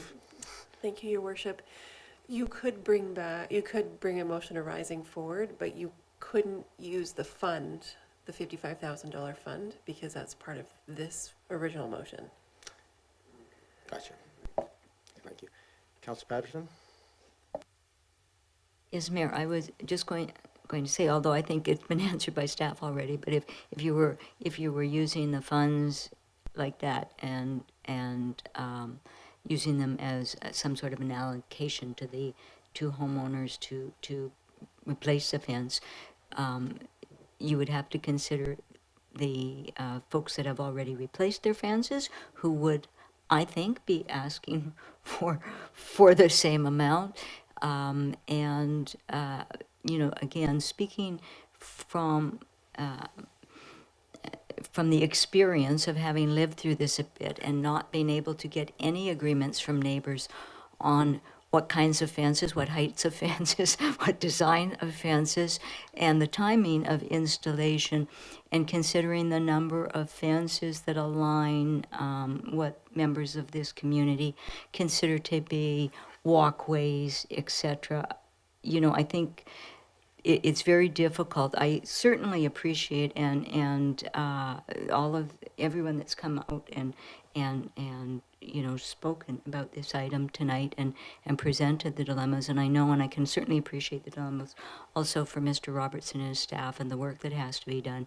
But it could be very difficult in this community to be obligated to replace and maintain fences along all of those typical walkways where owners have done it, have done the work themselves. So it sounds very simple. It ends up being, I think, as Mr. Robertson alluded to, more complex, more time consuming.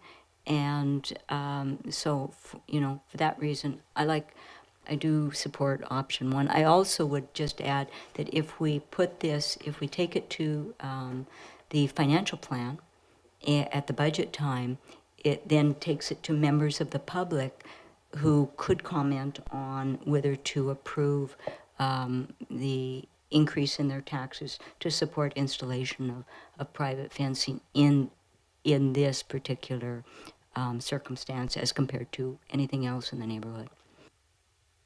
Thank you.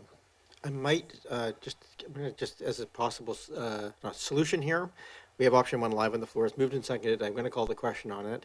But I'm curious about whether or not it would be appropriate or we could get any meaningful information if we added an amendment along the lines that staff bring, and further that, staff bring back information on the possibility of using existing maintenance reserve for partially funding fence replacement, if that would be helpful, because there may be some money left over, and could we use that for that purposes?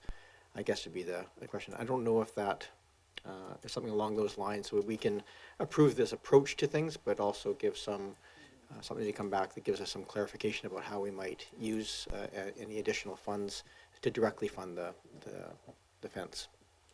Mr. Robertson? Through you, Mayor. If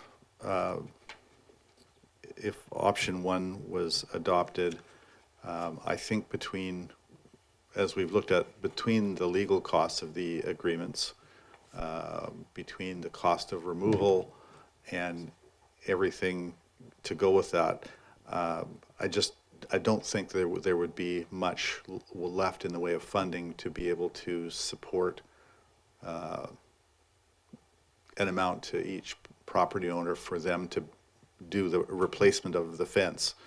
I think that would, if that was the desire, I think that would have to be a meaningful amount. I think we would have to bring that back in the capital budget or operating budget process with an amount and a recommendation per property as to what that would be, and would apply, I think equally to those who took the initiative to do it already, and some analysis of how do we deal with if people don't want to put a fence in, do we still pass that same amount on?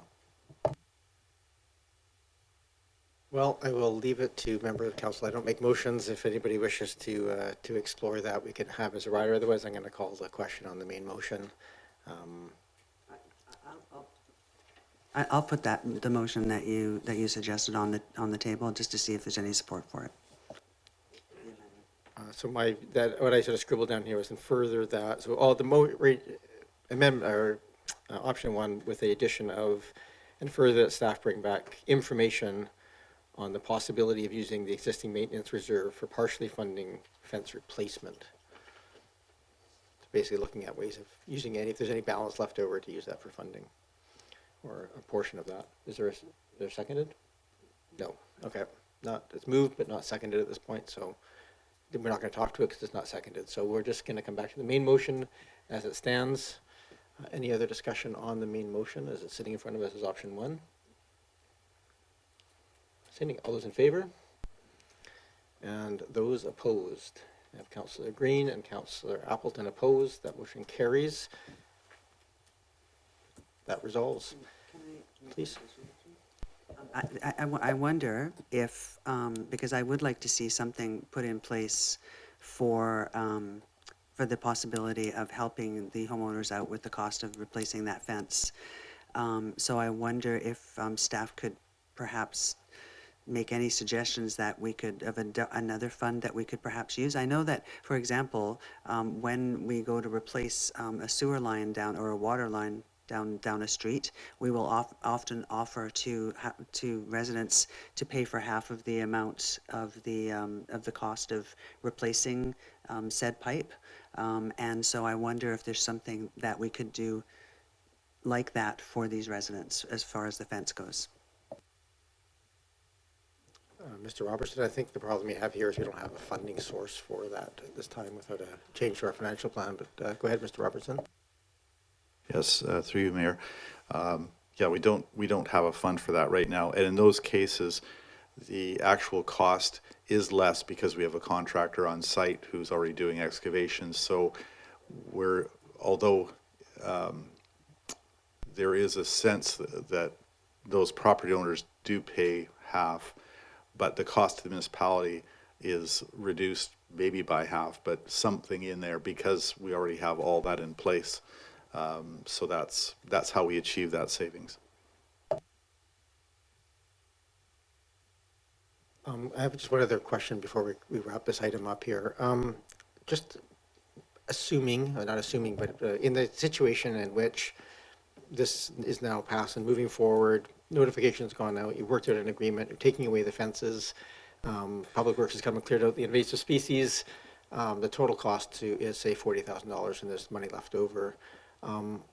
are there options at that point for it to come back for us to consideration of helping to put it forward to help fund just new footings for new fences or anything else that would sort of go towards those pieces, or is that just off the table at this point? I'm just trying to make sure I understand what the options are of that reserve. What happens to that reserve if we don't spend it all?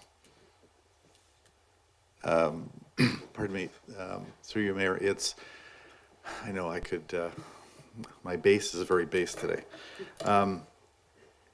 It's part of a larger reserve, so not being the Director of Finance, but because of it's part of a larger reserve, my guess is it would end up going back up into the higher level reserve.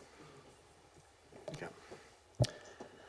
All right, at this point, unless there's any other motions arising, I think that resolves this issue. I think it doesn't feel very satisfactory somehow in the end point of this. But I don't see any other pieces, so I'm going to move on. Councillor Green? Is it possible just to make a comment? No, we've already called the question on the thing, so we're going to move on. Thank you, everybody who came out to talk to us today on this. And we'll move on to item number 7.3. Assuming you don't want to sit through the next items, you're welcome to go.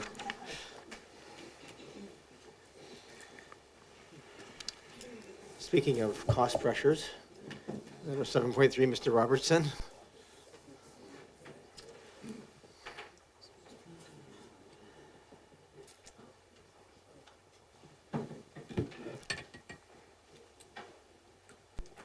Go ahead, Mr. Robertson. 7.3, soil remediation cost allocation. Just have to reload with more water. So the report about the soil remediation cost allocation outlines changes to soil classification and handling brought in by the province in 2023. So we've been dealing with this for approximately 6 months. It came in midway in the Dalhousie project, and it's impacted our work since then. The costs are significant in terms of testing, storing, handling, disposal, and or possible reuse of soil from excavations. This report focuses on these additional costs relative to paid service installations only. So this isn't relative to our own maintenance projects or programs or capital construction. This is strictly talking about people who come in and pay for a new service or to replace a service or whatever they come in to do. It's estimated that the additional cost is between $500 and $4,000 per service. And it's quite a fluctuation again, but it's based on the type and the amount of contamination, or if there is any, and the size of excavation and the amount of material that comes out of that excavation and where it has to go to be disposed of, or after testing if we find we can reuse it. As noted, some of the contamination is natural, so particularly the sodium would be from previous iterations of where the seabed and influence of the ocean was. We don't find a lot of this outside of Vancouver Island and the Lower Mainland, for good reason. But some is a result of accepted practices employed by the district or allowed by the district and other municipalities historically. Prior to asphalt, oil was put down to keep dust down.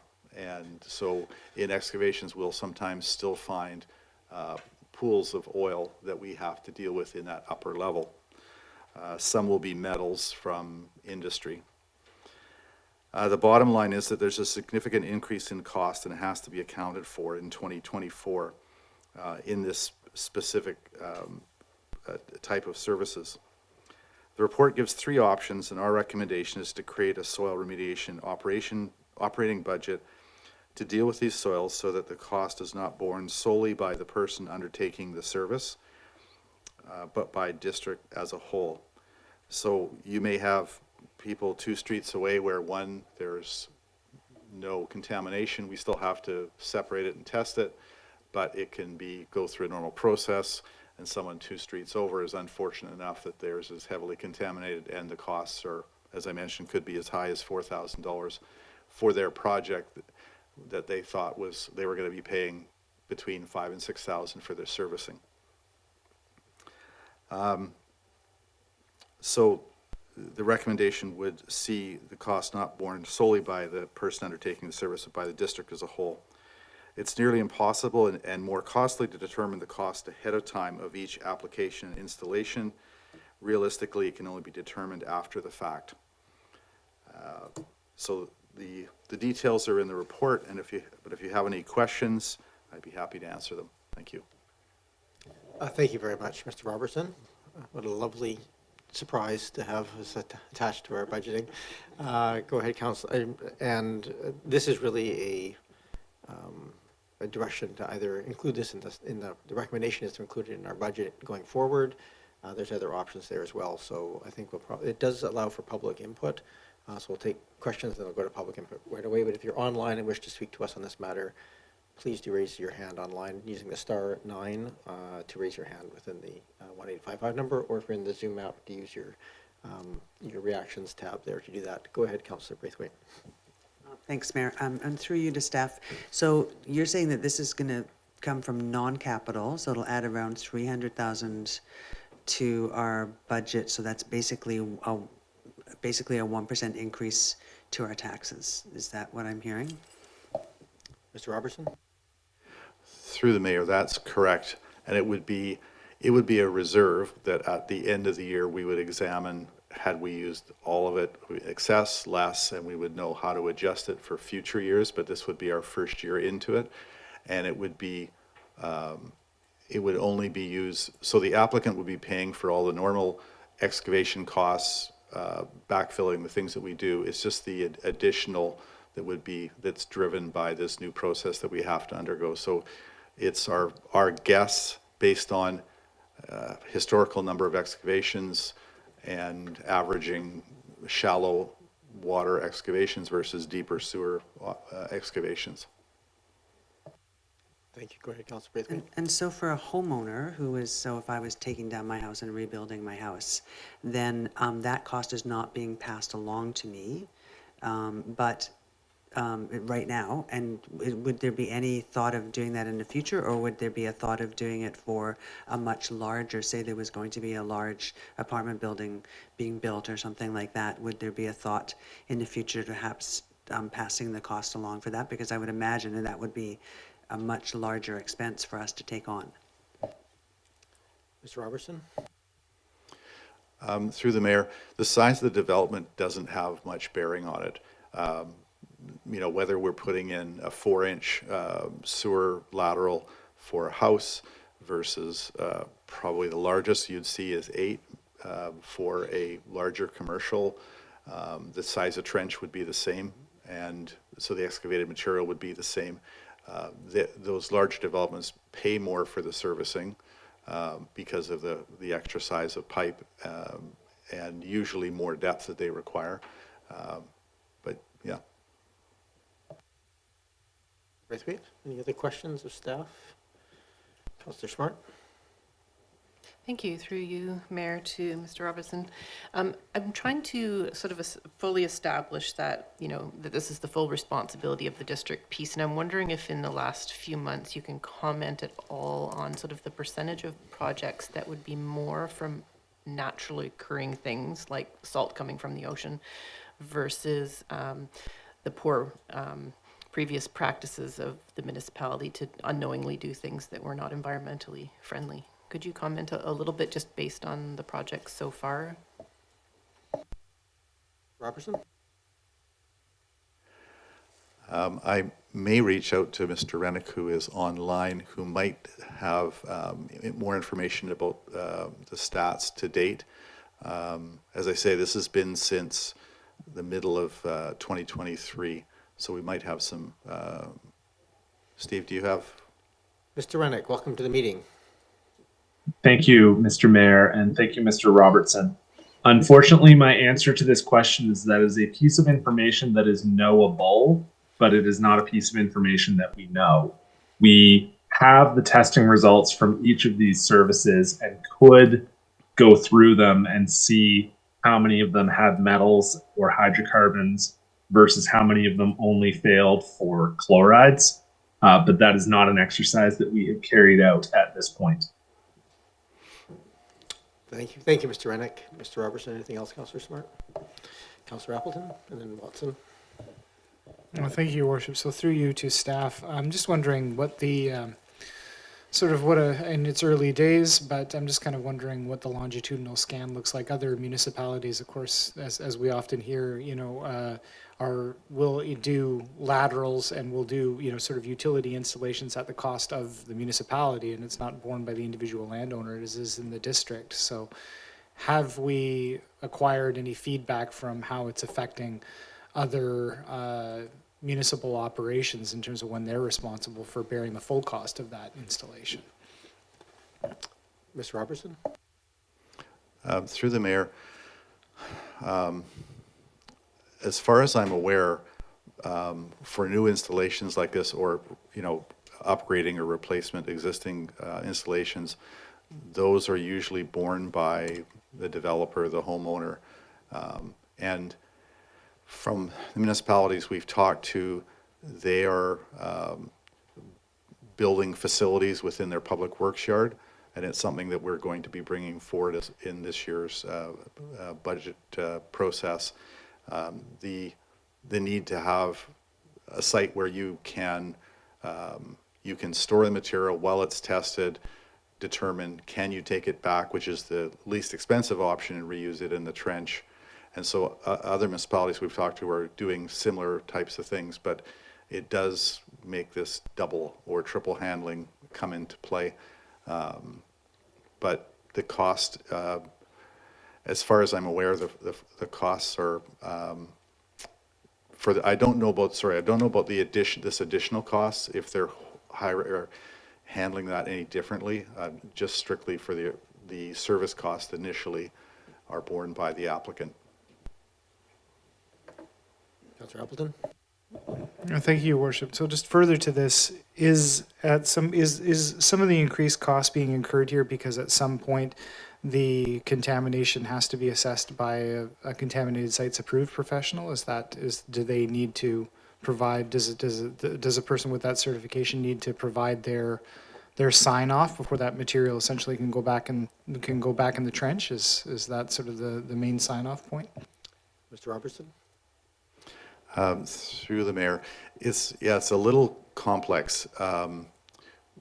The regulations allow us to reuse it in the trench if we don't suspect that there is any contamination. So if we don't smell anything obvious or visually pick up any clues that there's an issue, we can reuse that in the soil or in the trench without that kind of testing. And part of the determination, though, is from a geotechnical standpoint, is the soil suitable structurally to go back in the trench? Can it be, is it a clay and we can't compact it properly? So those are a different set of considerations as to its reuse. So it's where we have any suspicion that there's contamination, then we have to hire a professional to do the testing, and we have to set the soil aside while that's being done. The tests take 1 to 2 weeks to be completed and get the results back, and then determine what we have to do with that soil. If it has to go further afield, if a local firm can take it. And further afield is usually as far as Nanaimo. Sometimes it can be further up island. And in extreme cases, it may be on the mainland, but generally on the island. And there are more sites being built, and we hope more in Victoria that can handle it. But right now, that's the sort of transportation costs we're looking at, is up and over the Malahat for items that are more seriously contaminated. Councillor Appleton?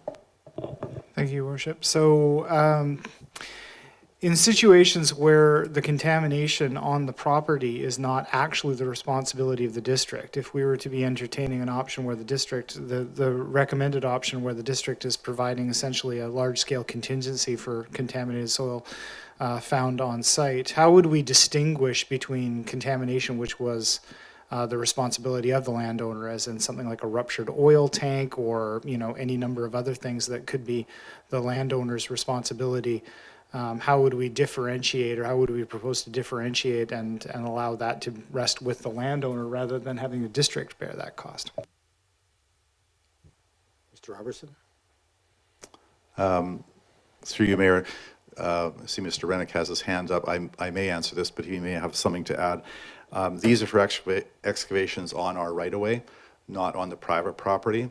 And if we were to see contamination coming from, from property at the property line, then we would have a process to deal with that with the property owner. But this is generally just within the property lines on our right-of-way. Thank you. Mr. Rennick? Thank you, Mr. Mayor. Yes, I was basically going to say the exact same thing that Mr. Robertson did, but I also wanted to provide the context back to Councillor Braithwaite's comment about wouldn't larger development have potentially higher costs for disposing of the soil? They absolutely would, but it would be their own cost because it would be their own soil. We're only talking about soil within the public rights of way with this report. Thank you. I have Councillor Watson and Patterson. Thank you, Mayor. Through you, question to Director Robertson about option 2 and how the preliminary estimate of or the suggested servicing rate increase of $2,500 had been arrived at initially, and what the prospects would be for if option 2 were the adopted option. What kind of how much data would you need before you could review that amount and set a new fee? Because it's early days. It's early days for option 1 in terms of how much money we need in reserve. It's early days for option 2, any amount of additional charges to homeowners. So I'm just curious about that $2,500 and how quickly it could be adjusted if it was found to be too far off the mark. Mr. Robertson? Through the Mayor. We would be able to, I think, adjust after we had 6 months worth of data to see if we're close to the mark.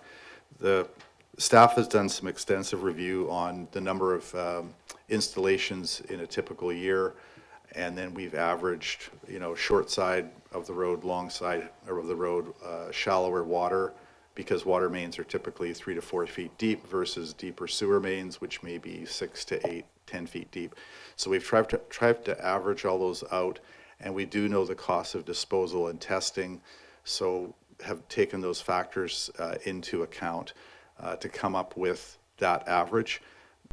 The unfortunate thing about that average is some will have a very small cost where we won't do any testing. We can tell we can reuse it or dispose it. Well, we can't dispose it anywhere without having testing, so we would have to know that we could reuse it. There would always be a small amount left over because we do have to put some new gravel in for bedding and at the road level, so there's always a little bit of residual amount. Option 3, probably using the contingency model, that would allow us to assign the actual amount afterwards to the development, whether it's a property owner or a larger scale development, in taking that type of a larger contingency to cover that, and then we'll know the actual costs, and then we can refund them.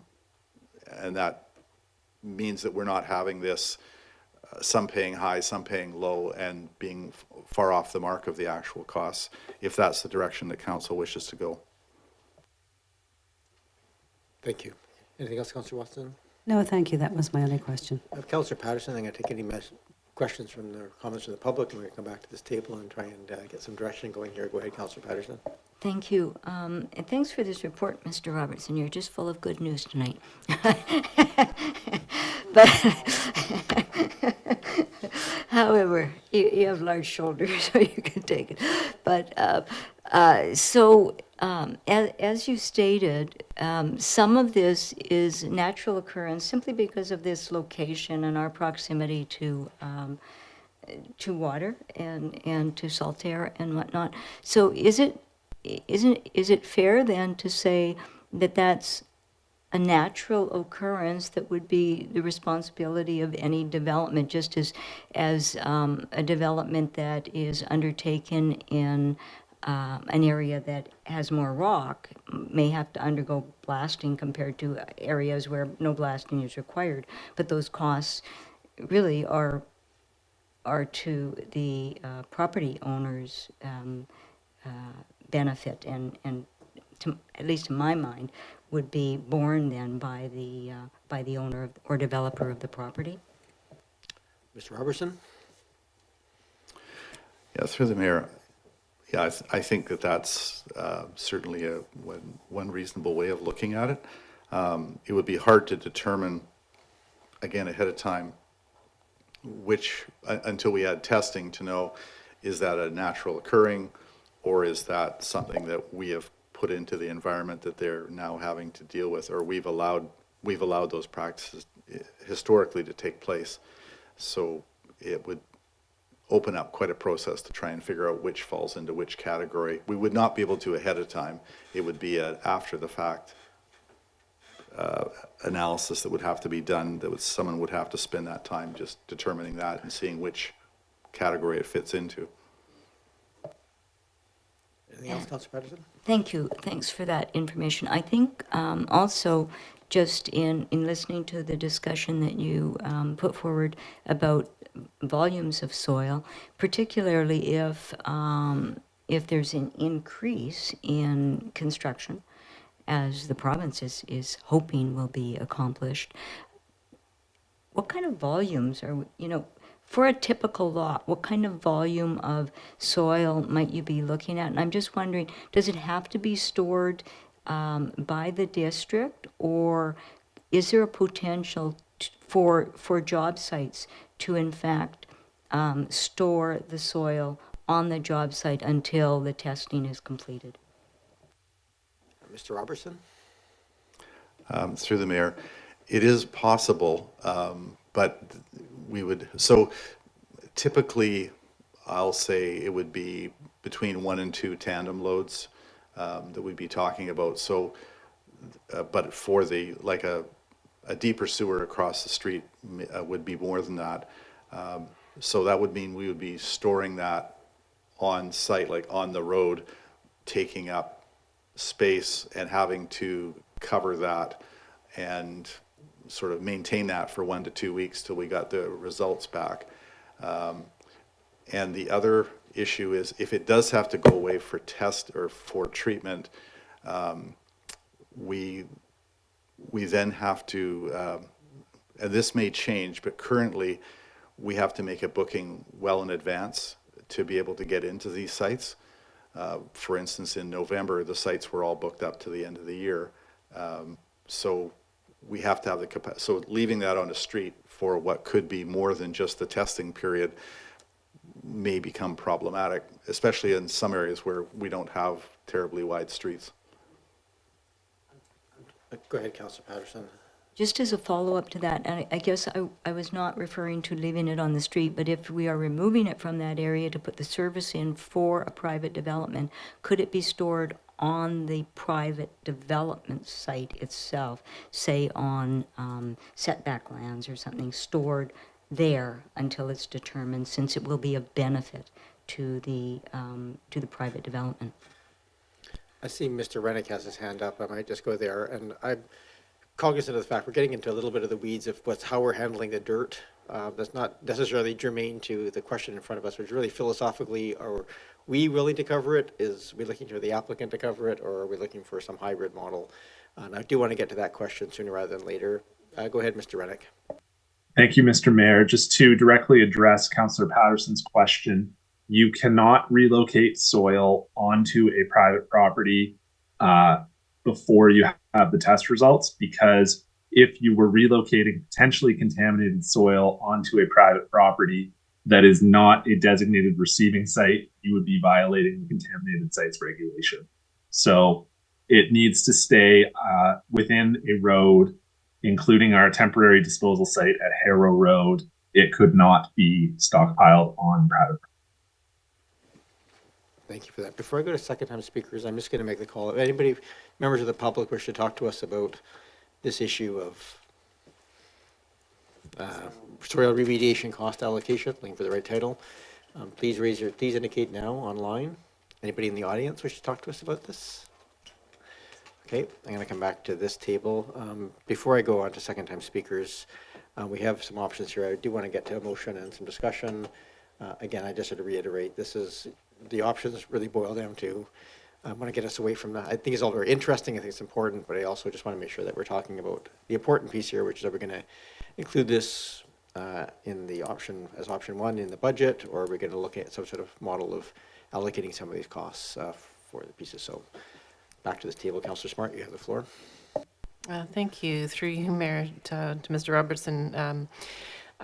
Knowing that with the knowledge we have so far that some of this responsibility is the district's due to previous practices and some of it is naturally occurring, would staff be able to work with a hybrid of option 1 and 2 where we reduce the contingency in half and the increase in service by half? I'm just wondering if such a motion was put forward, if that would be amenable to and workable to staff. Mr. Robertson's looking at Mr. Rennick's on the screen. No, oh, he's thinking. Okay, so I'll give Mr. Robertson a moment here to consider that option. It'd probably be more of an option 2 and 3 where we have some contingency plus some cost allocation to the end user. But Mr. Robertson. Through the mayor, I think that we could, especially during this year, I think that is a model that we could do and see how that goes through the year. Anything else, Councillor Smart? All right. Any other? I need someone to make a motion. Then, if there's no other questions, go ahead, Councillor Watson. First, like to move receipt of the report. Seconded. All those in favor? Any opposed? Not opposed? And then I would actually like to move option 2 for an increase in the cost of services at $2,500 to pay for this, in effect, new service that we are providing in the community, which is soil removal, storage, and testing. Thank you. Is there a seconder for that motion? I don't see a seconder. I'd like to move option 1. Moved and seconded. So this is create a soil remediation budget. Go ahead, Councillor. The reason I'm looking at option 1 right now and not option 2 or 3 is because I'd like to see how this goes for the first year. I think after the first year we can then make a decision as to whether or not we want to pass that cost along and to see how it goes for the first year. That's where I'm most comfortable. And I think that we could revisit. I mean, staff can bring it back to us in a year after the first year to see how it is, how it has gone, and then we can have another discussion as to whether or not at that time we felt that we should pass that cost on to our residents or not. You have Councillor Green and then Smart. Yes, thank you, and thank you very much through you, Mayor, to Mr. Robertson for the report and the commentary, and I also support option 1, obviously, and I do that because I think this is a period of trial and evaluation, and at the end of that year, I agree with Councillor Braithwaite that it can be brought back with further recommendations, and it will give the engineering and public works departments a chance to do a trial run on the whole process. So I think that's a good practice, and I am also mindful of the number of escalating costs that are hitting taxpayers year over year. So I think anything where we can trial run and perhaps save some costs is always maybe a good practice on something that potentially we don't really know what the volume will look like over time either, I'm assuming. So those are my comments. Thank you. Thank you. Councillor Smart, then Patterson. Yeah, thank you. I will be supporting this motion for many of the comments already made. I do agree with taking the time to really evaluate this a little bit more carefully before we shift what is potentially our responsibility on to homeowners. Thank you, Councillor Patterson. Thank you, Mayor. I'm not going to support the motion. And while I didn't support option 2, it was because I liked option 3. I preferred option 3.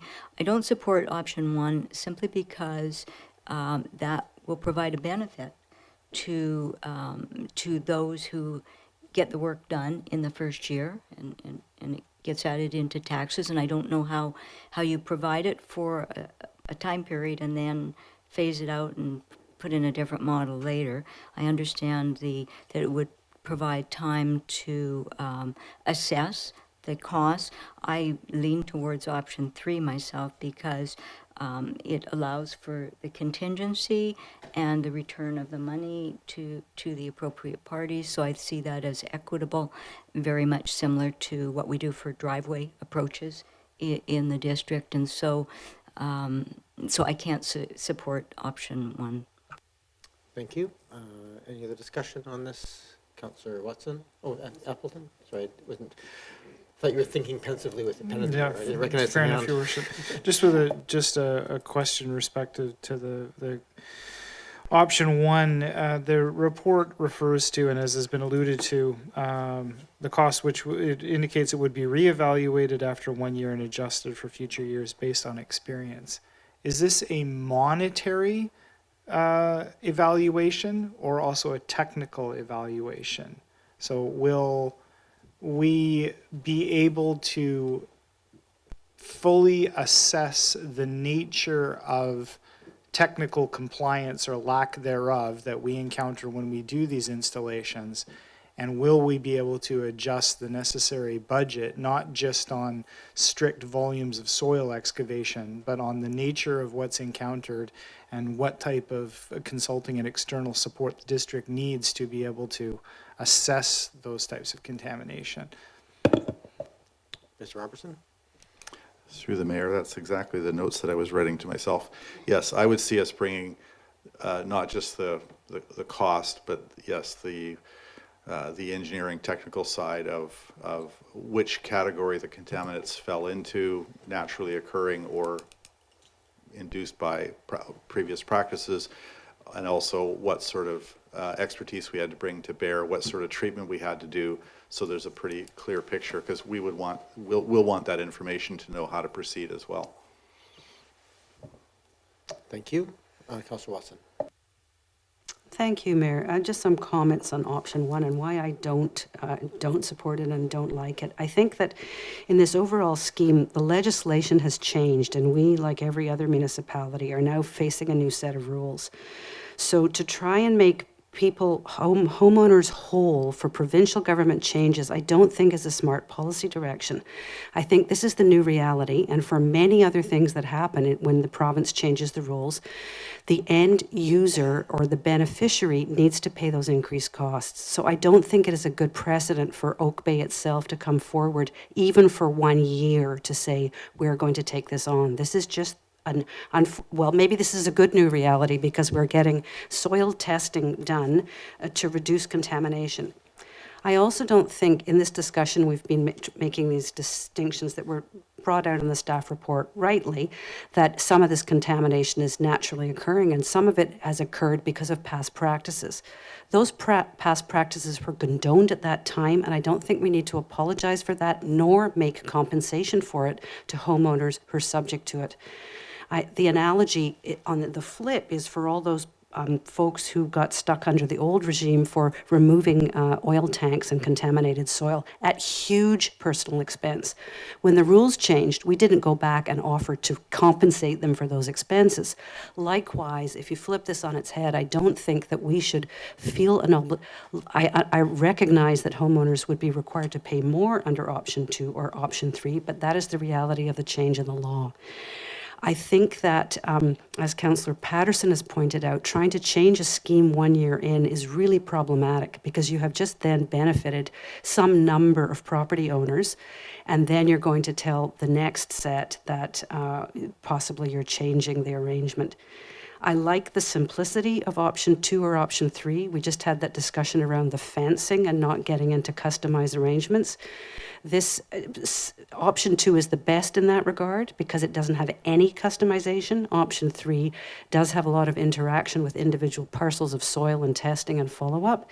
And while there is a precedent for that through driveway permits and holding amounts and then reimbursing them, option 2, which is cost averaging, is used widely in this municipality and many other municipalities to deal with exactly these kinds of things, increased cost in providing a necessary service or a legislated service.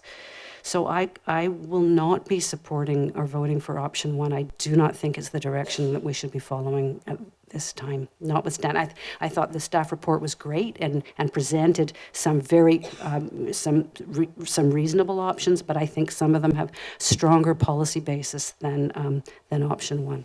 Thank you. Thank you, Councillor Watson. Given that there's some discussion on this, I'll just add a couple of 2 cents. I support option 1, not so much as a covering task in the first year. I think just philosophically, we have, well, not uncommon across Canada, we are unique in the region in terms of charging homeowners for the hookups and the connectors on public property, and for the laterals, et cetera. And so that cost is entirely borne in Oak Bay by the homeowners, and I think philosophically there's a good case to be made for that, and I think it's well supported in other jurisdictions as well. But I think in this case, I think this would be essentially a sharing of that. So those lateral costs are still borne by the homeowners, but this specific additional costs carried on top of it, I think, as being carried by the municipality in the way that other lateral services are covered by other municipalities in the region. Makes sense to me philosophically. It kind of splits the issue in 2. One is the actual servicing, which we're charging on a case-by-case basis for the costs, and there's the broader general costs that are going to be sort of averaged across all of the various entities. So to me, philosophically, I feel quite comfortable with this. I think it's actually a positive to sort of share both of those. One is a more broader public recognition, and one of them is a more direct specific cost allocated to the homeowner for the work being done. So I'm actually quite supportive of this philosophically as a way forward, but I am curious after the first year to see what it brings forward in terms of what the rationale and the impacts of it are. So the motion right now is for option 1. Any other discussion on that before I call the question? Seeing none, all those in favor? And those opposed, Councillor Watson and Councillor Patterson opposed. That does carry. So that goes forward. Thank you very much, Mr. Robertson, for your work tonight. We have 2 items now under Section 8, both covenant amendment applications. I believe is it Mr. Bowl or is Mr. Green? Welcome back to the meeting, Mr. Green. We'll go with 8.1 first. 2260, 2272 Oak Bay Avenue. Great, thank you, Your Worship. The district has received a covenant amendment application that is seeking to remove certain restrictions and to essentially bring the property into alignment with the current zoning of the property. This covenant amendment application is associated with the property at 2260, 2272 Oak Bay Avenue. The applicant and the owner are also here tonight to answer any questions that council may have. Thank you very much. I think we probably do have a couple of questions, so maybe if you want to come forward, we'll deal with that.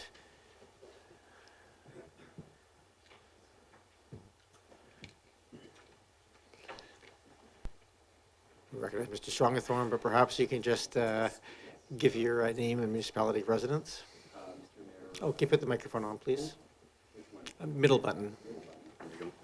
Mr. Mayor, members of council, my name is Dean Strongatharm, either 821 Burdett or 2643 Dalhousie. With me today is Doug Ewan, who is the owner of the subject property, as well as other things. And I think the staff report, as well as if you had an opportunity to read my initial letter, was hopefully relatively clear. Going back to the time when the rezoning took place in approximately turn of the century, 2000. Clearly the circumstances between the applicant, and I think the fact that there was, prior to that, hard to believe in 2000 or thereabouts, there was actually 2 duplexes sitting on that property, considering the proximity to basically the village core.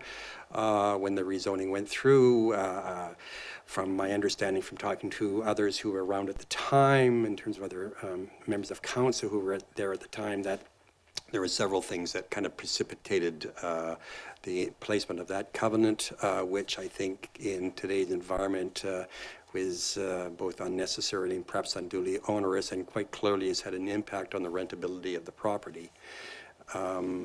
The covenants are further sort of, I guess, are exacerbated by the actual the siting, the buildings themselves. They're set back from the street. There is quite a significant elevation between the public sidewalk along Oak Bay Avenue and what is described as the main floor of actually both the buildings. So it doesn't kind of lend itself to the typical retail eyes immediately on the street and being able to kind of look into a retail store. It's very much isolated and has those kind of peculiar circumstances. I think at the time when that original application came forward as a gallery, which has a very sort of specific purpose, and having that setback and the design of the certainly the one building was very purpose built for the gallery, and the owner at the time, as my understanding is, had some very specific concepts.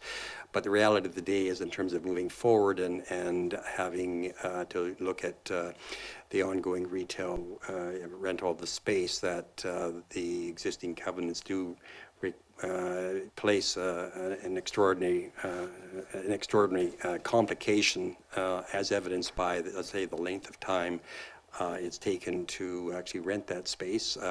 Turnabout is now there, but that was after probably in January, about 20 months worth of actually active leasing. I think consistent with the planner's report, I think the relaxations or removal of the specific sections of the covenant are meritorious, and we would certainly ask for council's consideration for the amendments.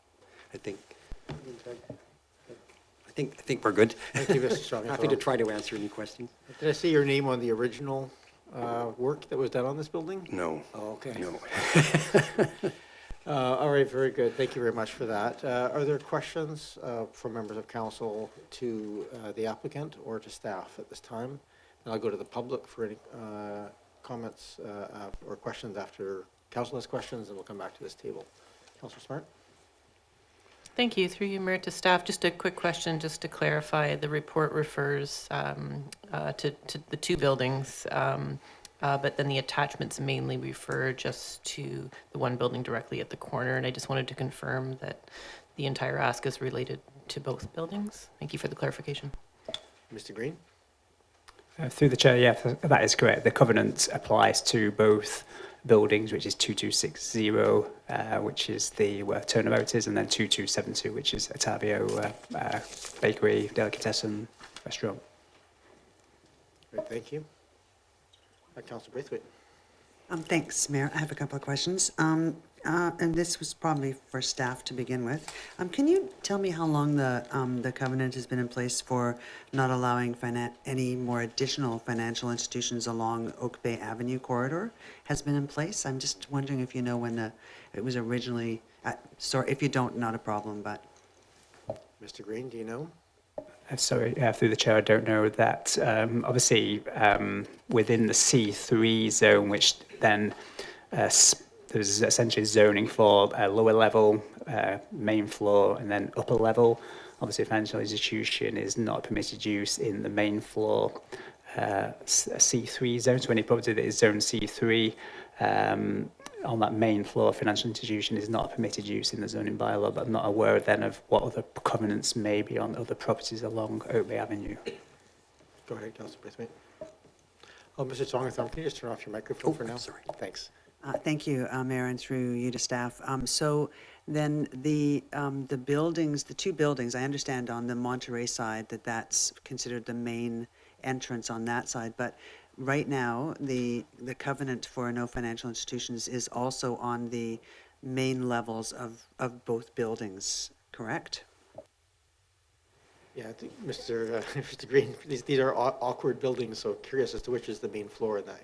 Yeah, situation. the way I interpret it would be that given that the address has an Oak Bay Avenue address, that we would interpret the bylaw accordingly as to when you're looking at the building from that street. So the way, and perhaps others may correct me, but my interpretation is therefore when you're stood on the sidewalk on Oak Bay Avenue and you look at that the turnabout building, there's 3 floors. The main floor is the part that you access from that little terraced area, and then you go down to the lower level, and you can also go up to the upper level. I appreciate that when you're in Monterey, that you could determine that the upper level is then that main floor that you would determine from OB Avenue. But the way I would interpret our zoning bylaw is that this has an address of 2260 OB Avenue, and therefore when you're stood on the street, we would apply that interpretation accordingly through that lens. I'm just going to put that question to Mr. Strongerthorm as well. Is that the understanding of the applicant? Probably getting a bit too much in the weeds, but the actually average elevation of the sidewalk relative to the elevation of the entrance on Monterey is less than the elevation change between the sidewalk and the entrance, the higher entrance. So I would probably interpret it the other way. But as I say, we're getting into, I don't, I'm not the legal expert, but just in terms of, I did look at what the elevations are of the sidewalk, going back to the original drawings relative to the elevations of the sidewalk along Monterey. Fair. I think it probably has some germaneness to, whether or not we want financial institutions on the Oak Bay Avenue facing side or the lower side and so forth. So that's part of the covenant piece. So I think if without any conflict, I think we're going to use the staff's interpretation of that, of the main level not being off of the Oak Bay Avenue, as you say, out of the terrace level. So as long as we're all agreeing on what that is the important part here. And again, I don't want to get in, I would particularly argue with the fact that the building is so far set back from the Oak Bay Avenue, the actual street frontage, and that the reasons why that was, the restrictions on financial institutions are put in place so that you just simply, you want to have an active street. I mean, that's the whole purpose. Whereas the location of the building, almost 20 feet set back and about 10 feet higher, and with a retaining wall in front, no matter what you do, you're never going to create those particular buildings in their current siting, in their current form, to be part of the active street frontage because the nature of the siting and of the building.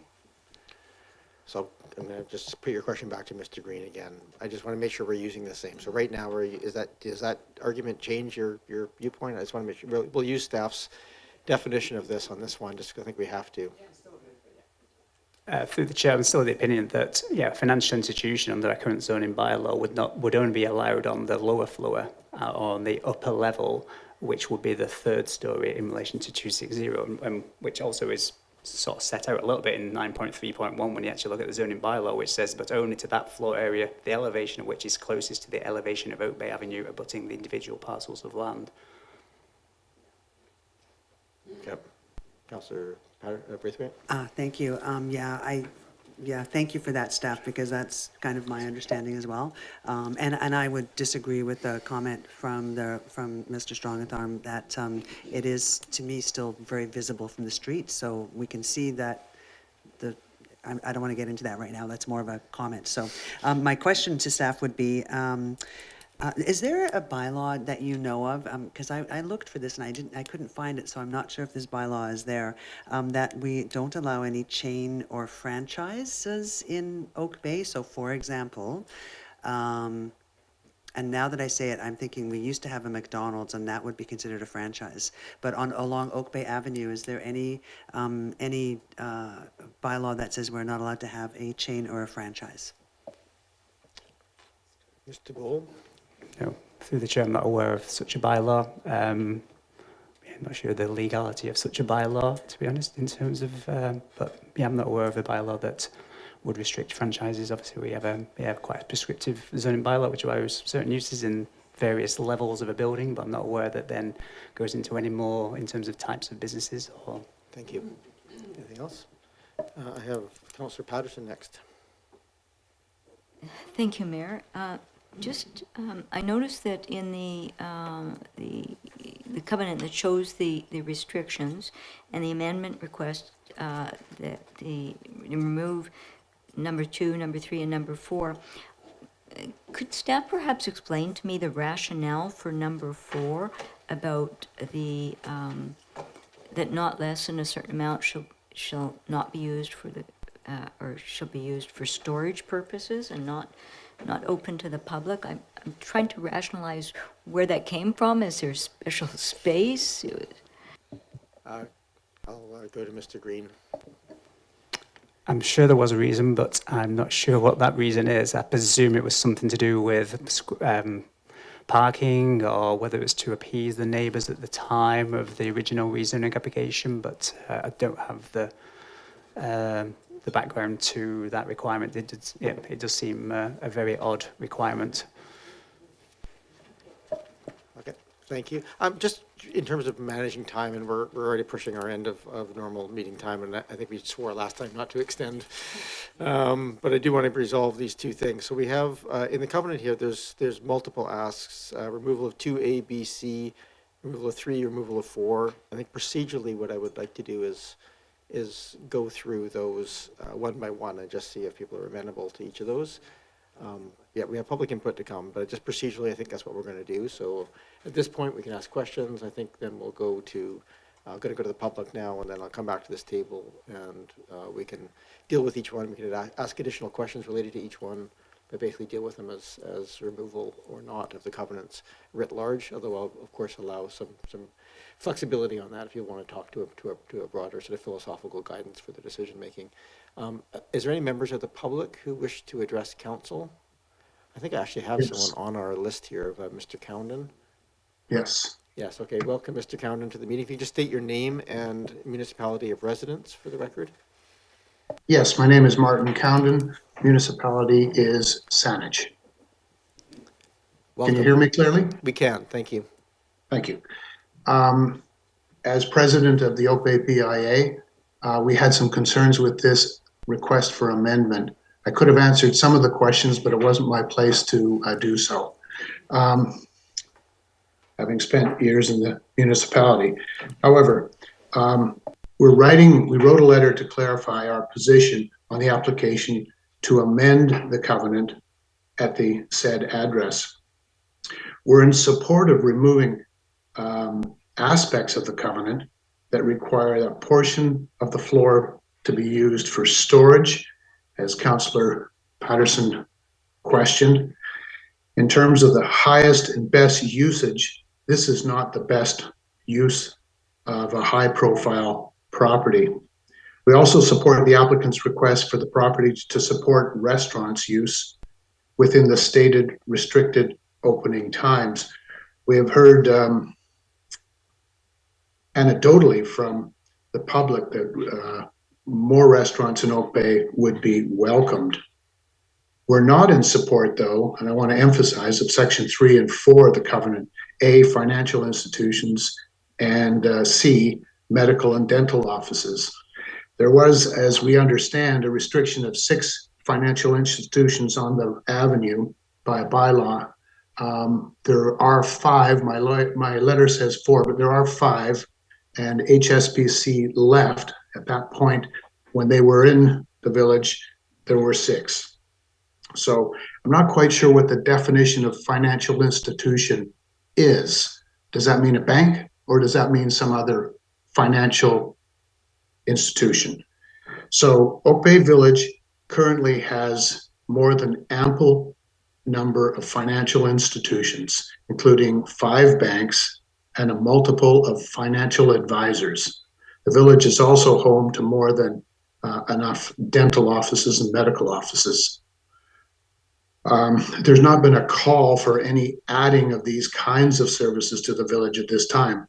Limits on the number of financial institutions in the village were set to balance the commercial district and an influx of retail business, and in 2022 has brought renewed vibrancy to the east end of the village, something we hope will continue in the future. So we request the council consider revising rather than removing the covenant to make it a little more palatable for the landowner or the who wishes to rent it. There's probably lots of great reasons why was it 2,000 square feet, 227 square meters of space was to be used for storage. I think it was a site-specific change back in 2002 that allowed for the the gallery to be there, and they stored a great deal of paintings there. And neighborhood was concerned about the amount of additional traffic given and requirements for parking, given that parking spaces were reduced from 17 to 15, and even initially it would have been 25, I think. So there's reasons for all of that. I'm sure it's in the historic documents, but at this time, if this amendment were to say allow for restaurants and without requesting additional financial institutions or dental medical offices, we could lend our support to it. And I think it would add vibrancy and activity in the village. The other...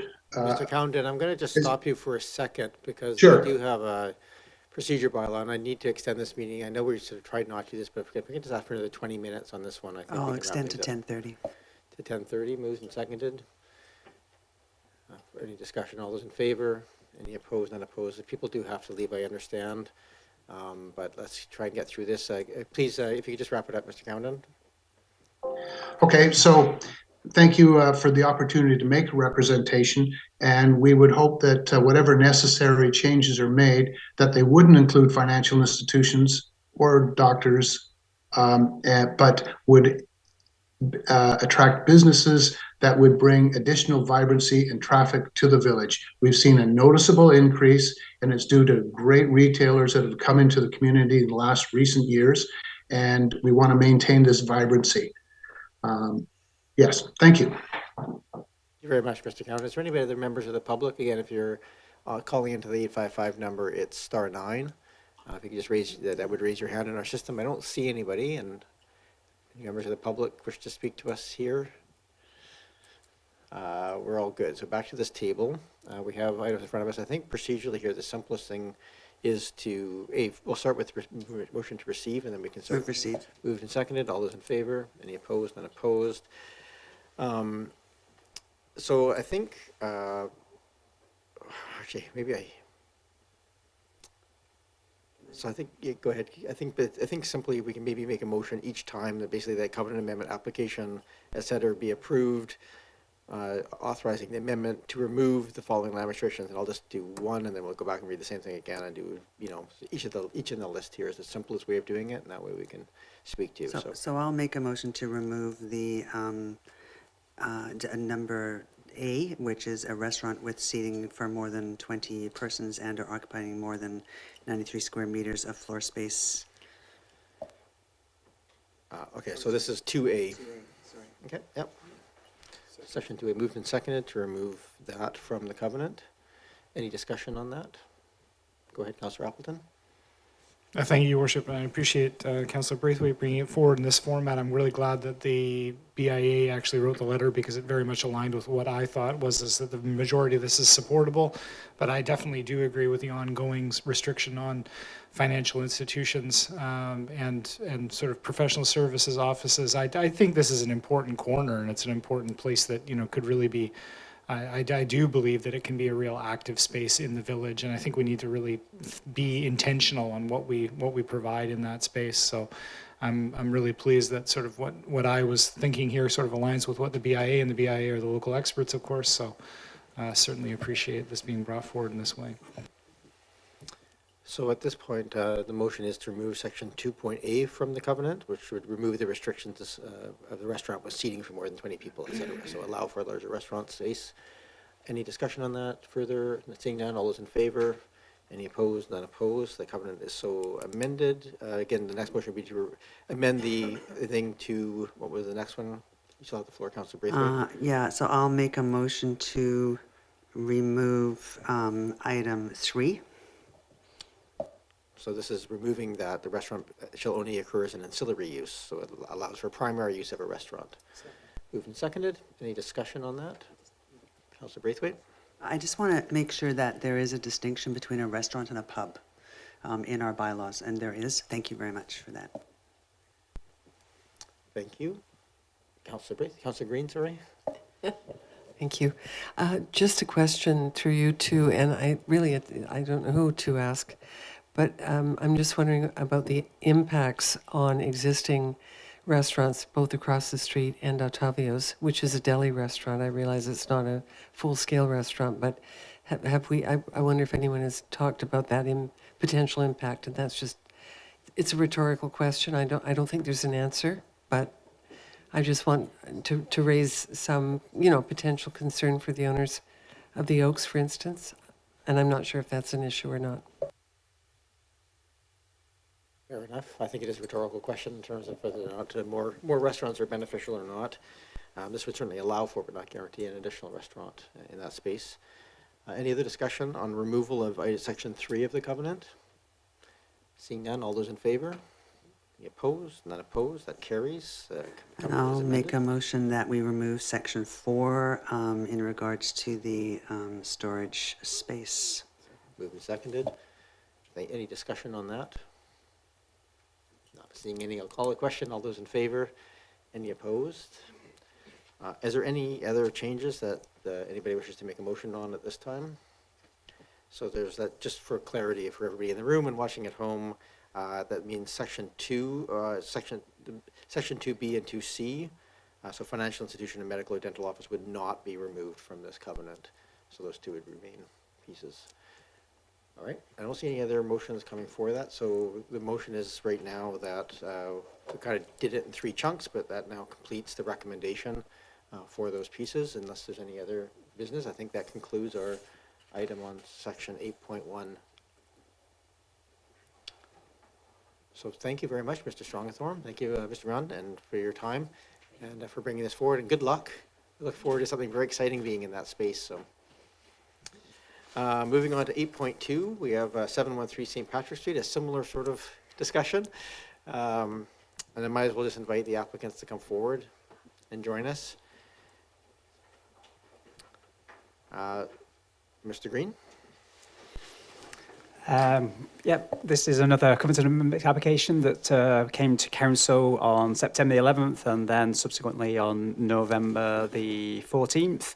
At the November the 14th meeting, council directed staff to work with the applicant to come back to council with a defined list of uses that would provide a community amenity. And so since that time, staff met with the applicant and then the applicant has submitted a revised list of uses for council's consideration, again, to both the applicant and who is now the developer of the property, here to answer any questions that council may have.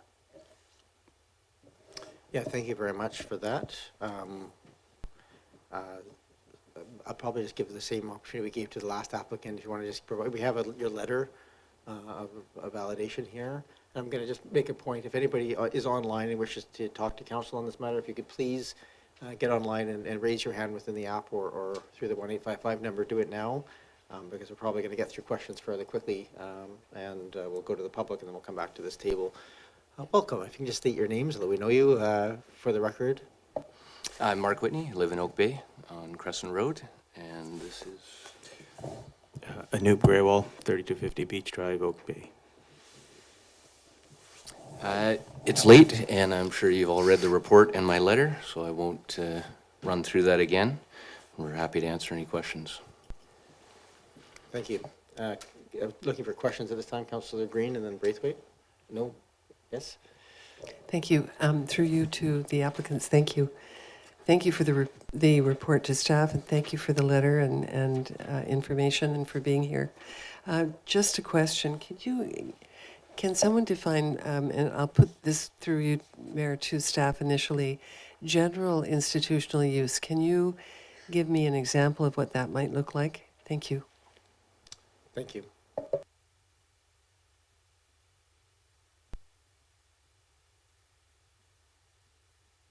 Mr. Bull or Mr. Green? Yeah, so general institution use is a specific definition in the zoning bylaw, which means the use of land for legislative chambers, offices, archives, and meeting rooms, ancillary thereto, parks, playgrounds, playing fields, and chain rooms. It also, it's a very long definition, includes schools, university colleges, kindergartens, preschools, child daycare centres, recreation centres, libraries. It goes on. Yeah. Thank you very much. That's a lot of examples. I appreciate it. Thank you. Thank you, Councillor Green. I have Councillor Watson and then Braithwaite. Thank you, Mayor. Through your question to staff, to Mr. Green, please. I just am seeking confirmation from you that my understanding is correct, that the two adjacent, that properties on the premises in the two adjacent corners to 713 St. Patrick have much wider approved uses. And if you could just comment on that and what those actual uses are. I'm talking about the neighbor commercial premises, the neighboring or adjacent commercial premises. This would be the C1 and C2 zones.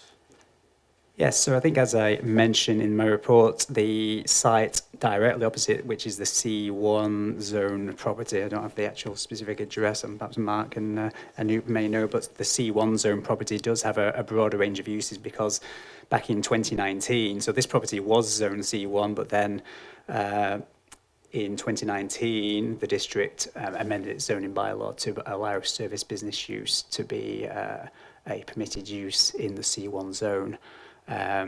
However, on this property, which went through when there was a rezone from C1 to C2 in 2002, that because of the covenant, it restricted those uses from that property. So the property opposite, acknowledging that I've not pulled title, and I don't throw my mind on there may be some restrictive covenant on that property as well, given there seems to be a lot of covenants on commercial properties in Oak Bay.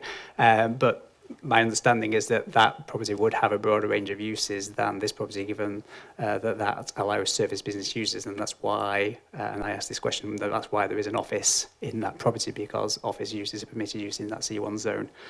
The site opposite is a C2 zone, but I'm not aware that there's a covenant on that property, but perhaps Mark may know. I'm sure Mark knows every covenant on the properties adjacent to his property. Sure, I'll ask Mr. Whitney. Welcome to the meeting, and again, I'm pleased if you can answer the question.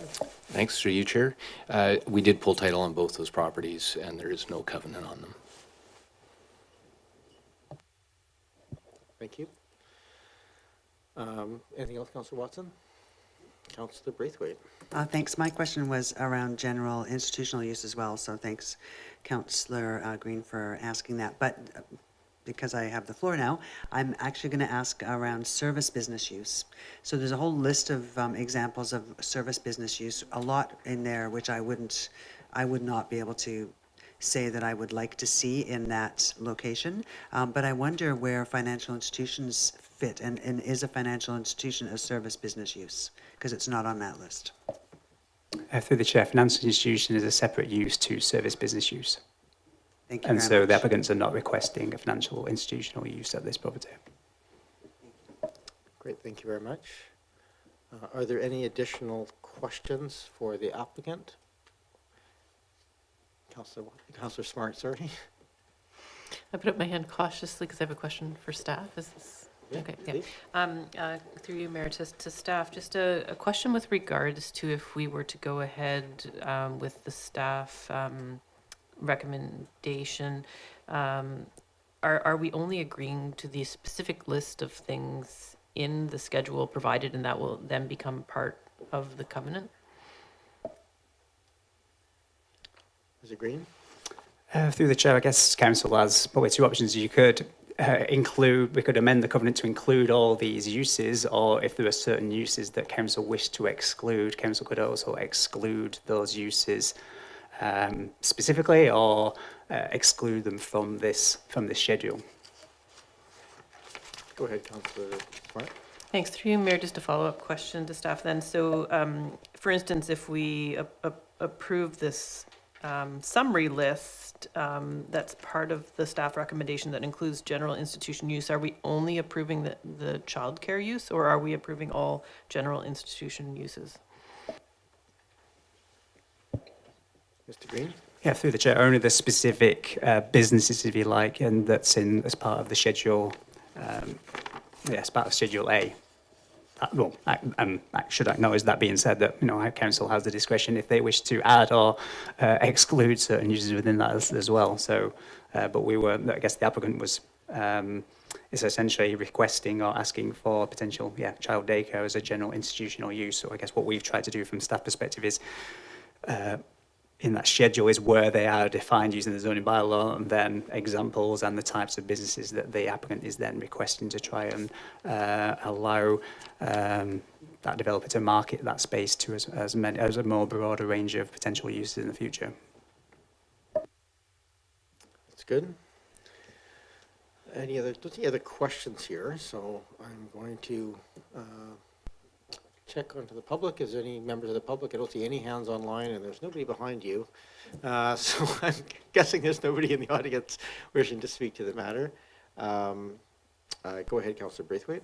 Thanks, Mayor. So in listening to what Mr. Green said about the list that's attached under Schedule A being all of those businesses would be allowed, there's a few on there that I would personally not like to see, but it feels punitive to have to take them off individually.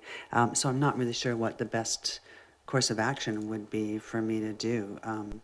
And I'll give you an example. For example, I don't want to see a real estate agent being able to be in that location. I think a business like that is not conducive to having a vibrant area. There's a few things on that under the service business use especially that I would like to see taken off.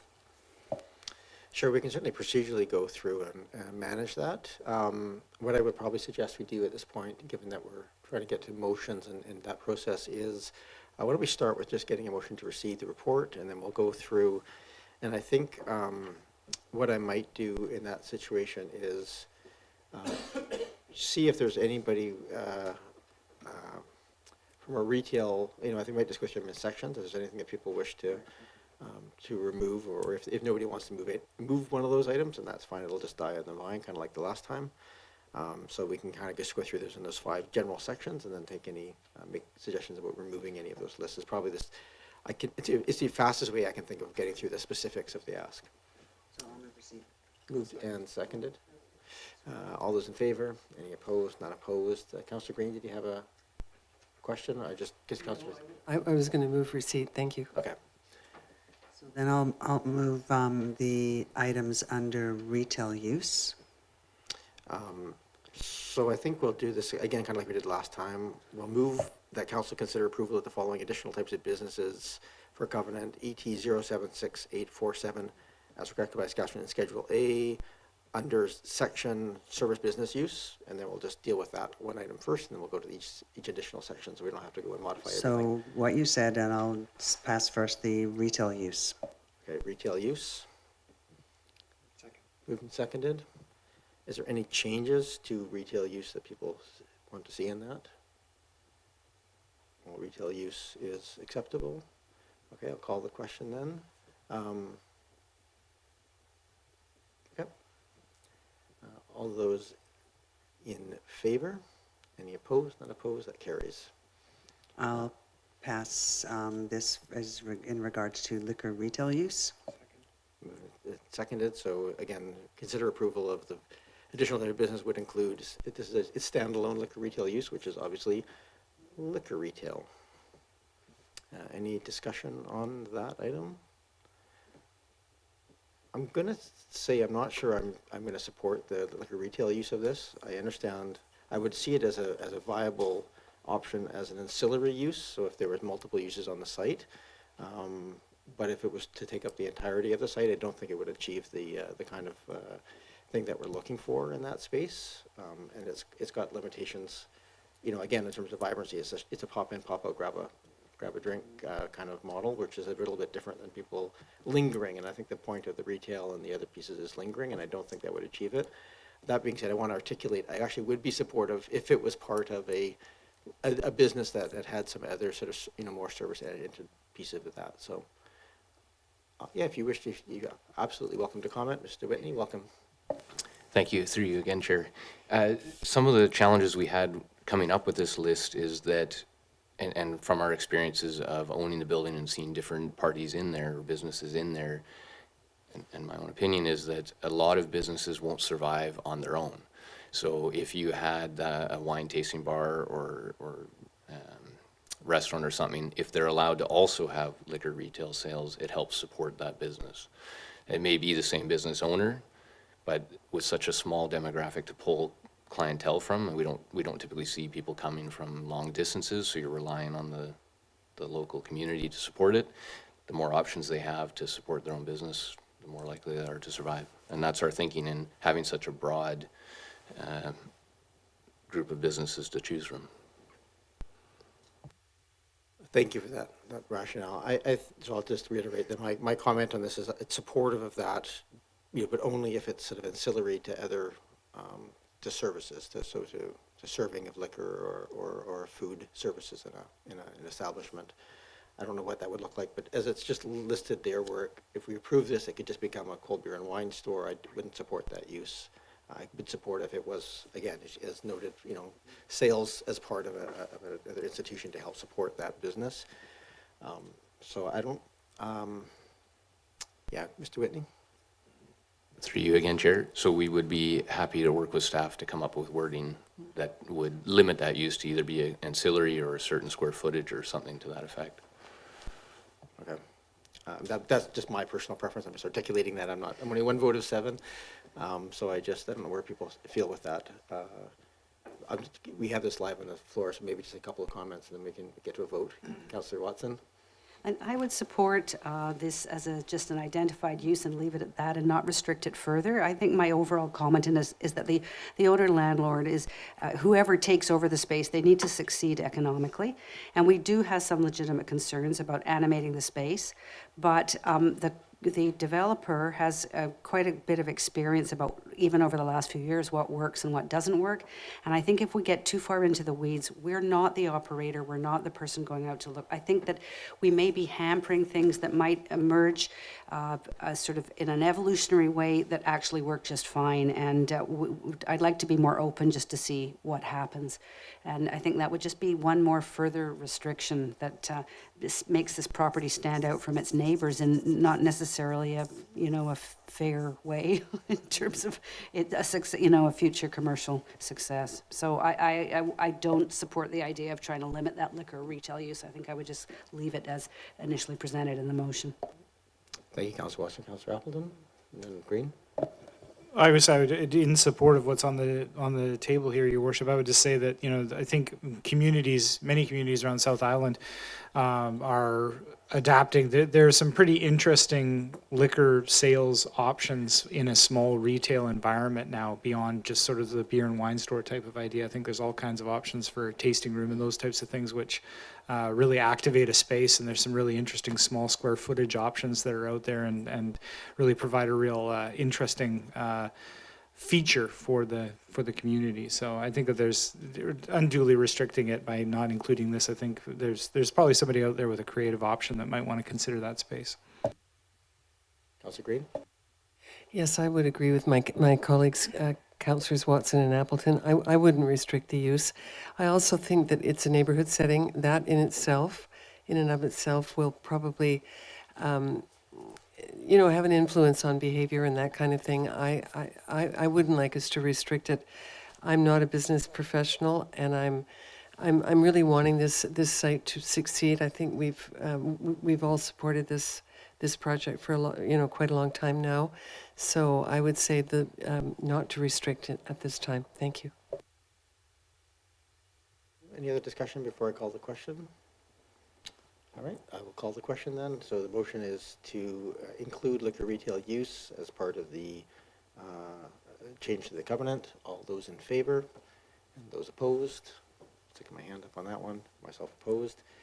Moving on to, I'm actually going to skip down to neighborhood deli use, so I'd like to include neighborhood deli use. okay. I'll come back to service business use. I just think it's Is going to be. neighborhood deli use not already included in the zoning? I believe it was explicitly included in that zoning. Mr. Gruel? It is in, it is, but not in that phrase. So it is somewhat, like Casey's, for example, did have a small functioning deli. But I don't know what the licensing with VIHA was as to how they serve the food. So there was a little bit of overlap between what the wording was and what we're requesting. Okay. Well, let's go with the motion that's on the floor here, so to include a neighborhood deli use. If it's duplicative, it's duplicative, no harm done, I suppose. So moved, is there a seconder? Seconded, thank you. Any discussion on that? Sort of what we're hoping for. All those in favor? Any opposed, unopposed? That gets included. And then I would also like to include, under Schedule A, general institutional use. Moved and seconded. So again, this would be specific to child daycare because that's what's in the appendix. Moved and seconded. Any discussion on that? Not seeing any. All those in favor? Any opposed, unopposed? Now, when it comes to service business use, I have to say that I have difficulty with almost every item on that list. Specifically, the professional, well, I think the only thing that I really don't mind on that list is the beauty salon and the barber shop. That's about the only two things I like on that list. I think that anything else would not be really conducive to making it a vibrant area for what we're looking for in that neighborhood. So I have real difficulty with this one. Okay, so I'm just going to look around the table. I saw a few heads nodding there that there's going to be a limited number of that. So why don't we change the motion at this one, if you wouldn't mind, Councillor Braithwaite, to consider approval of the following additional types of business for covenant as in attachment 5, and under service business use include And the two under that you... service business use include beauty salon, barber shop. Let's start there, and then we can add, I'll take motions to add things. Is there a mover and a seconder to that? Moved and seconded. Thank you. I'm going to actually, I think what I'll do is I'll call the question on these one at a time so that we can just kind of go through them reasonably quickly without having to do amendments and pieces. So any discussion on those two? Seeing none, all those in favor? Any opposed? None opposed? Is there anything else that people wish to add into that list of services? Councillor Smart? I'll make a motion to include yoga studio. Moved and seconded. Any further discussion on that? Councillor Just Smart? that I think it goes with our vibrant spaces. All right, looking around the table. I am also I haven't spoken much on these, but I'm supportive of the yoga studio. Again, I can certainly see situations in which it's not very friendly, frosted windows and kind of a closed off thing, or it could be very friendly and have a lot of interaction with the community and so forth. So I think it's one of those sort of borderline pieces, but I think it would certainly provide a very valuable service to the community and helps add aspects to it. So I'm supportive of the yoga studio. Any other discussion on the yoga studio amendment? Seeing none, all those in favor? Any opposed? None opposed? Anything else that anybody wishes to include on that list?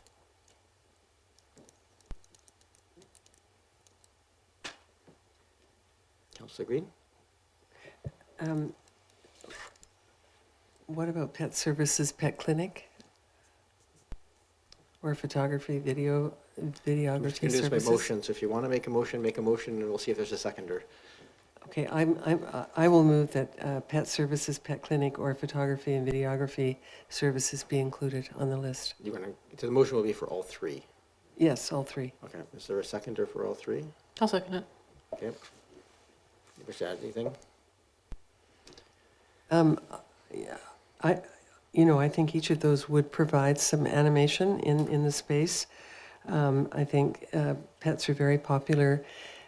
Most of the clinics are not in Oak Bay, they're elsewhere. And pet services, apart from pet food and pet grooming, There is nothing at that end of our municipality that is within walking distance of a neighborhood, for instance. And photography and videography services, I don't see them as being harmful in any way whatsoever. So that's why I proposed the motion. I think these are all viable businesses. Thank you. I'm going to split the motion into three, just so we can just deal with them one by one, just in the interest of keeping this keeping the water between those three things. That was moved and seconded, yes. So any other discussion? I'll go through them one by one. So I'm going to call the question on the, go with them in the order they're in the appendix. The pet services, any discussion? Seeing none, I'll call the question. All those in favor? Any opposed? Councillor Appleton and Councillor Braithwaite opposed. And then we have a pet clinic. So that's, again, it's a separated the mover and seconder. So discussion on the pet clinic. Councillor Appleton. I don't think I'm able, thank you, Your Worship, I'm not able to support this one, same as the previous, because I'm kind of trying to distinguish between those services. I think these are valuable services, but I think we're trending into services which are more destination oriented and less local. I would really like to see it focused on those services which really can be used in folks who are within walking distance, within easy access. I feel like pet clinic, you know, again, if it's a service, or if it's a regionally significant thing, people may be traveling significant distances, we may run into parking problems, these types of things. So I'd rather focus on those things that people may not necessarily be a sort of sub-regional destination. Thank you, Councillor Appleton. I need a motion to extend by another 5 minutes. We're almost done this. Moved, seconded, thank you. All those in favor? Any opposed? None opposed, thank you. Any other discussion on pet clinic? I'll just, because I'm going to vote in opposition. I'm for the same reasons that Councillor Appleton put in there. Pet services, I think that can be a social and a gathering place for various types of pet services. I can see all kinds of things that would be a community gathering thing. Pet clinics, as noted, really a destination. You're bringing your dog there for a service and leaving again, or your cat. And I feel the same with the photography and videography services, not necessarily a community-related piece, so I'll speak to that right now as well. So on the question of the pet clinic being added, not seeing any other discussion. All those in favor? And those opposed? I have Councillor Patterson, Smart, Braithwaite, Watson, Appleton, and myself opposed. That fails. And then the last one separated was the photography and videography services. Any other discussion on that? Not seeing any. All those in favor of adding the, and those opposed? Councillor Watson, Appleton, Murdoch, Braithwaite, and Smart and Patterson opposed. That fails. Anything else that people wish to add to this list? Yes, Councillor Smart. I'll put a motion forward for beauty and wellness services. I see that as an extension of the beauty and barber shop.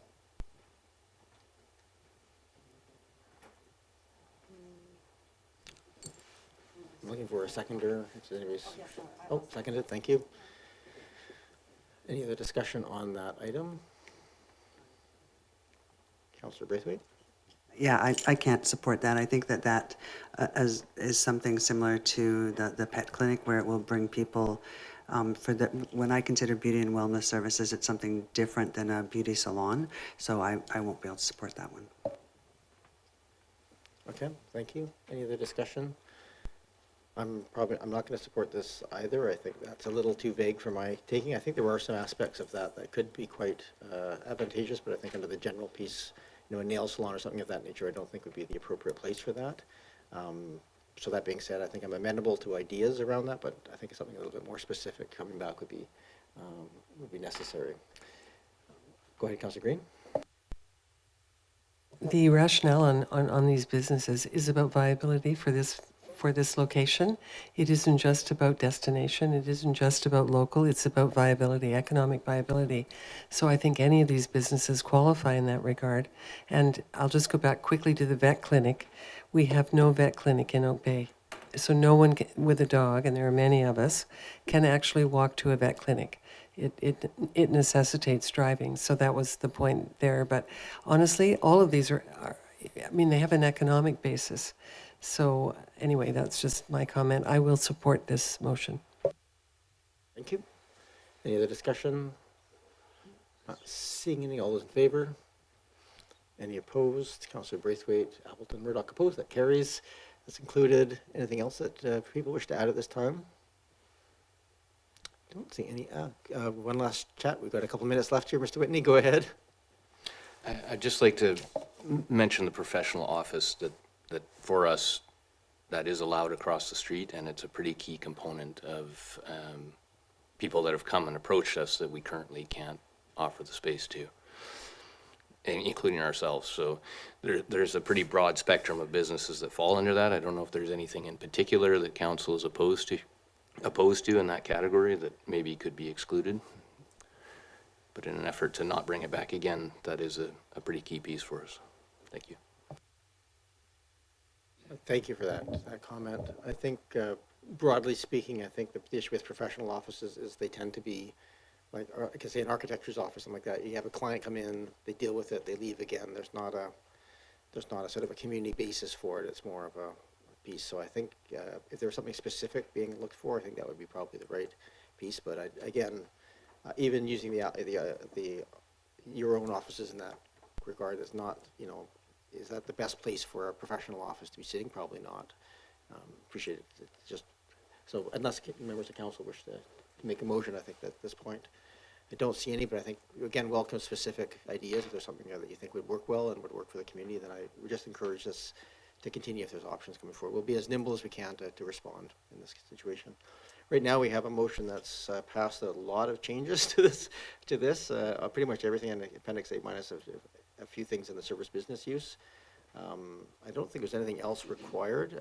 Just a follow-up, and that mayor and corporate office to be authorized to sign and register an amendment. Moved and seconded. Thank you. Any discussion on that? All those in favor? Any opposed? None opposed. I'll move adjourn. Any new business? Move adjournment. Adjournment. Order. Seconded. All those in favor? Any opposed? None opposed. Thank you very much. And thank you very much for your patience of coming in again.